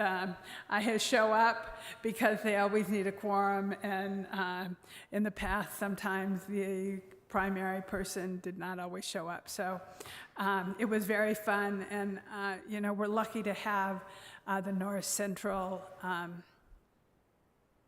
New Mexico Economic Development COG in our area, and they do a lot of good, and they are going asking the legislature for more grant money, which they give out on a regular basis, and I find that a really good program.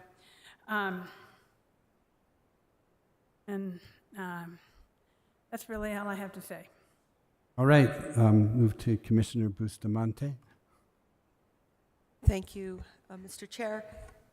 A few things. As I mentioned at our last meeting, I attended the Solar Energy and Power meeting in Durango last Monday, and it was very informative, addressed information that is top of mind for many of our constituents, including power storage.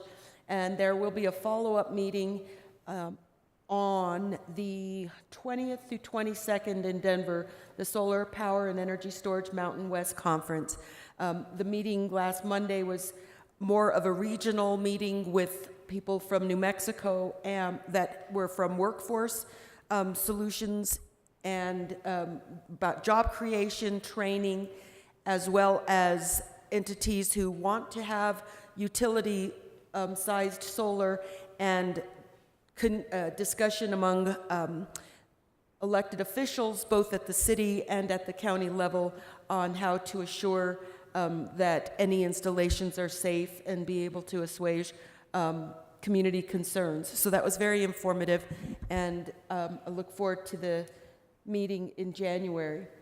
The other issues have been, I did attend the PRC meeting this week, so from that solar meeting I learned that there is an open meeting with the Public Regulatory Commission I think it's the second to last Thursday of every month, regarding the power issue in the La Cienega-La Cieneguilla area, where if one looks at the map, everything in our county is either green or yellow with one big red dot.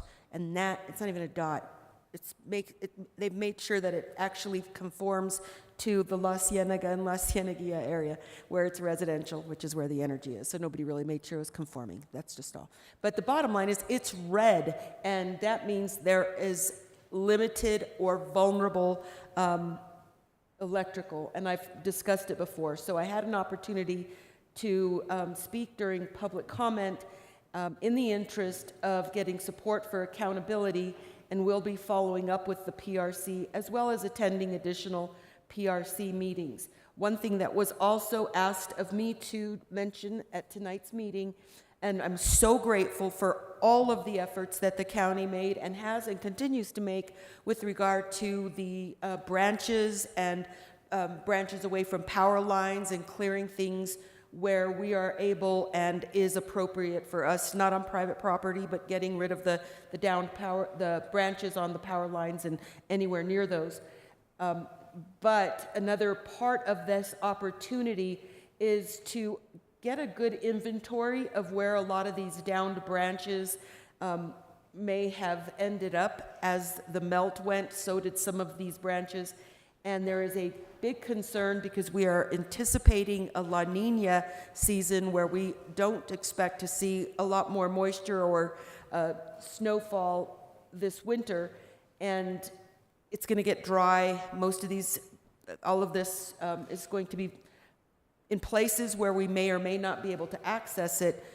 But if we could get a county inventory of where these hazards exist, we're going to be able to be proactive in addressing a fire hazard, which we've had this conversation before. So it's really about getting the inventory of these downed branches and any places where they may have ended up post-fall that didn't stay right where they were.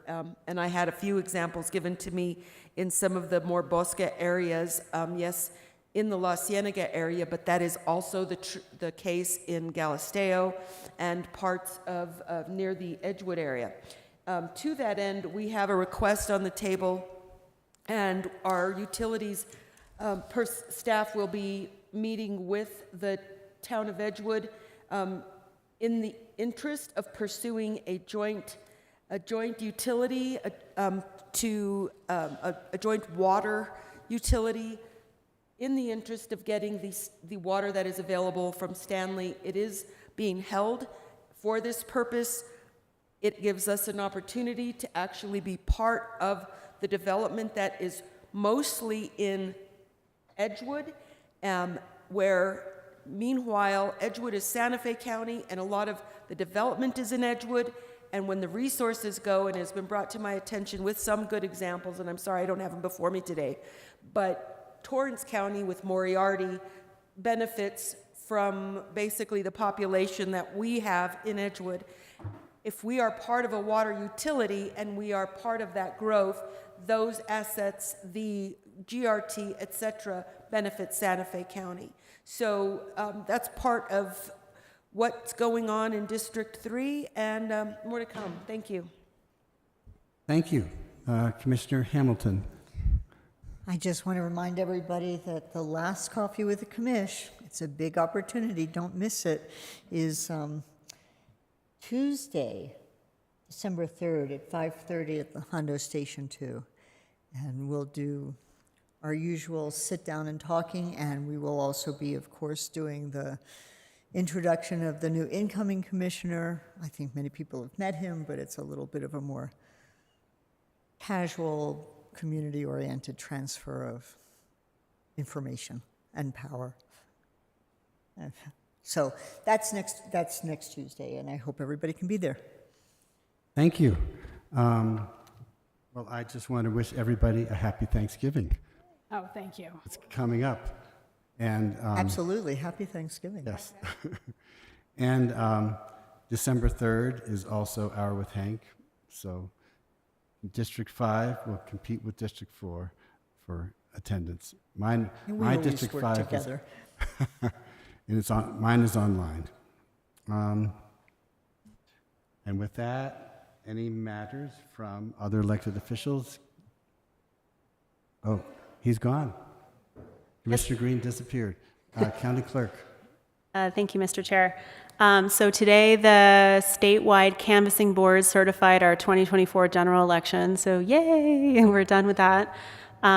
We, of course, are now rolling into our recheck process, which we're done with, and we'll be submitting that on Monday to verify our voting machines. As you know, we get a random poll. They actually do it with like 8 die, and then they come up with a formula that assigns certain precincts from certain counties.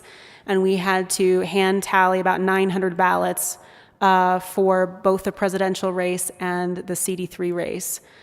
So we are done with that hand tallying process, and we'll be submitting the paperwork on Monday. So then that will be the sort of closing through all of these checks and balances to make sure that we got the right result in Santa Fe County. And of course, then we'll be rolling right into legislative session with the clerk's legislative priorities. In December, I'm going to be going to DC to be the local election official representative for the National Association of Counties on an intergovernmental forum discussing the lessons learned from the 2024 election with the National Associations of Secretaries of State and the National Association of Election Directors, as well as CISA and a few others that are going to be on a panel. And I'm honored to represent all local election officials in all the jurisdictions and being the elected official from Santa Fe County.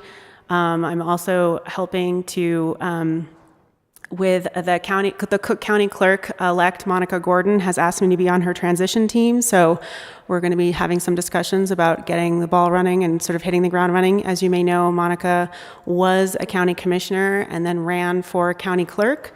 So we're going to be working on, her strategic plan for her first term. What else? What should we talk about? Anything else?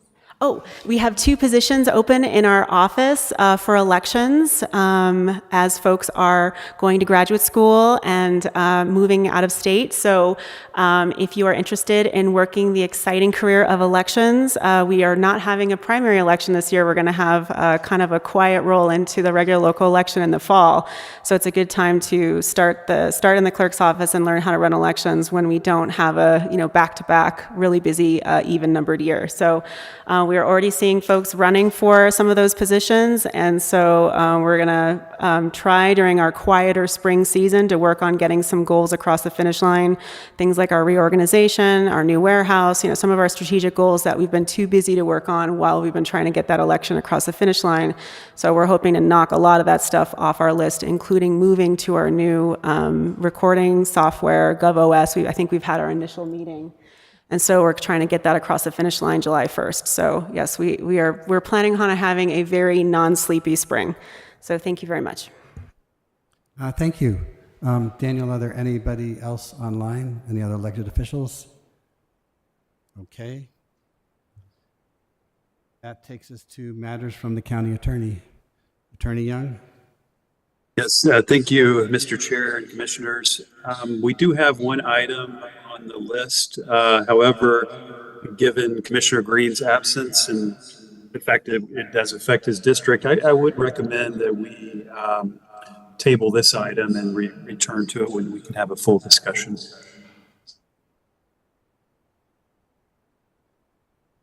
Well,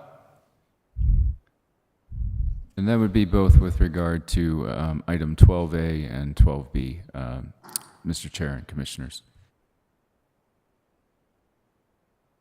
I guess I can entertain a motion to table the items. Second. Motion by Commissioner Bustamante, seconded by Commissioner Hamilton. That's the second. That's to table both 12A and 12B. Sure. All in favor, say aye. Aye. Aye. Opposed? In that case, we move to adjournment. Move to adjourn. Adjourn. All in favor, say aye. Aye.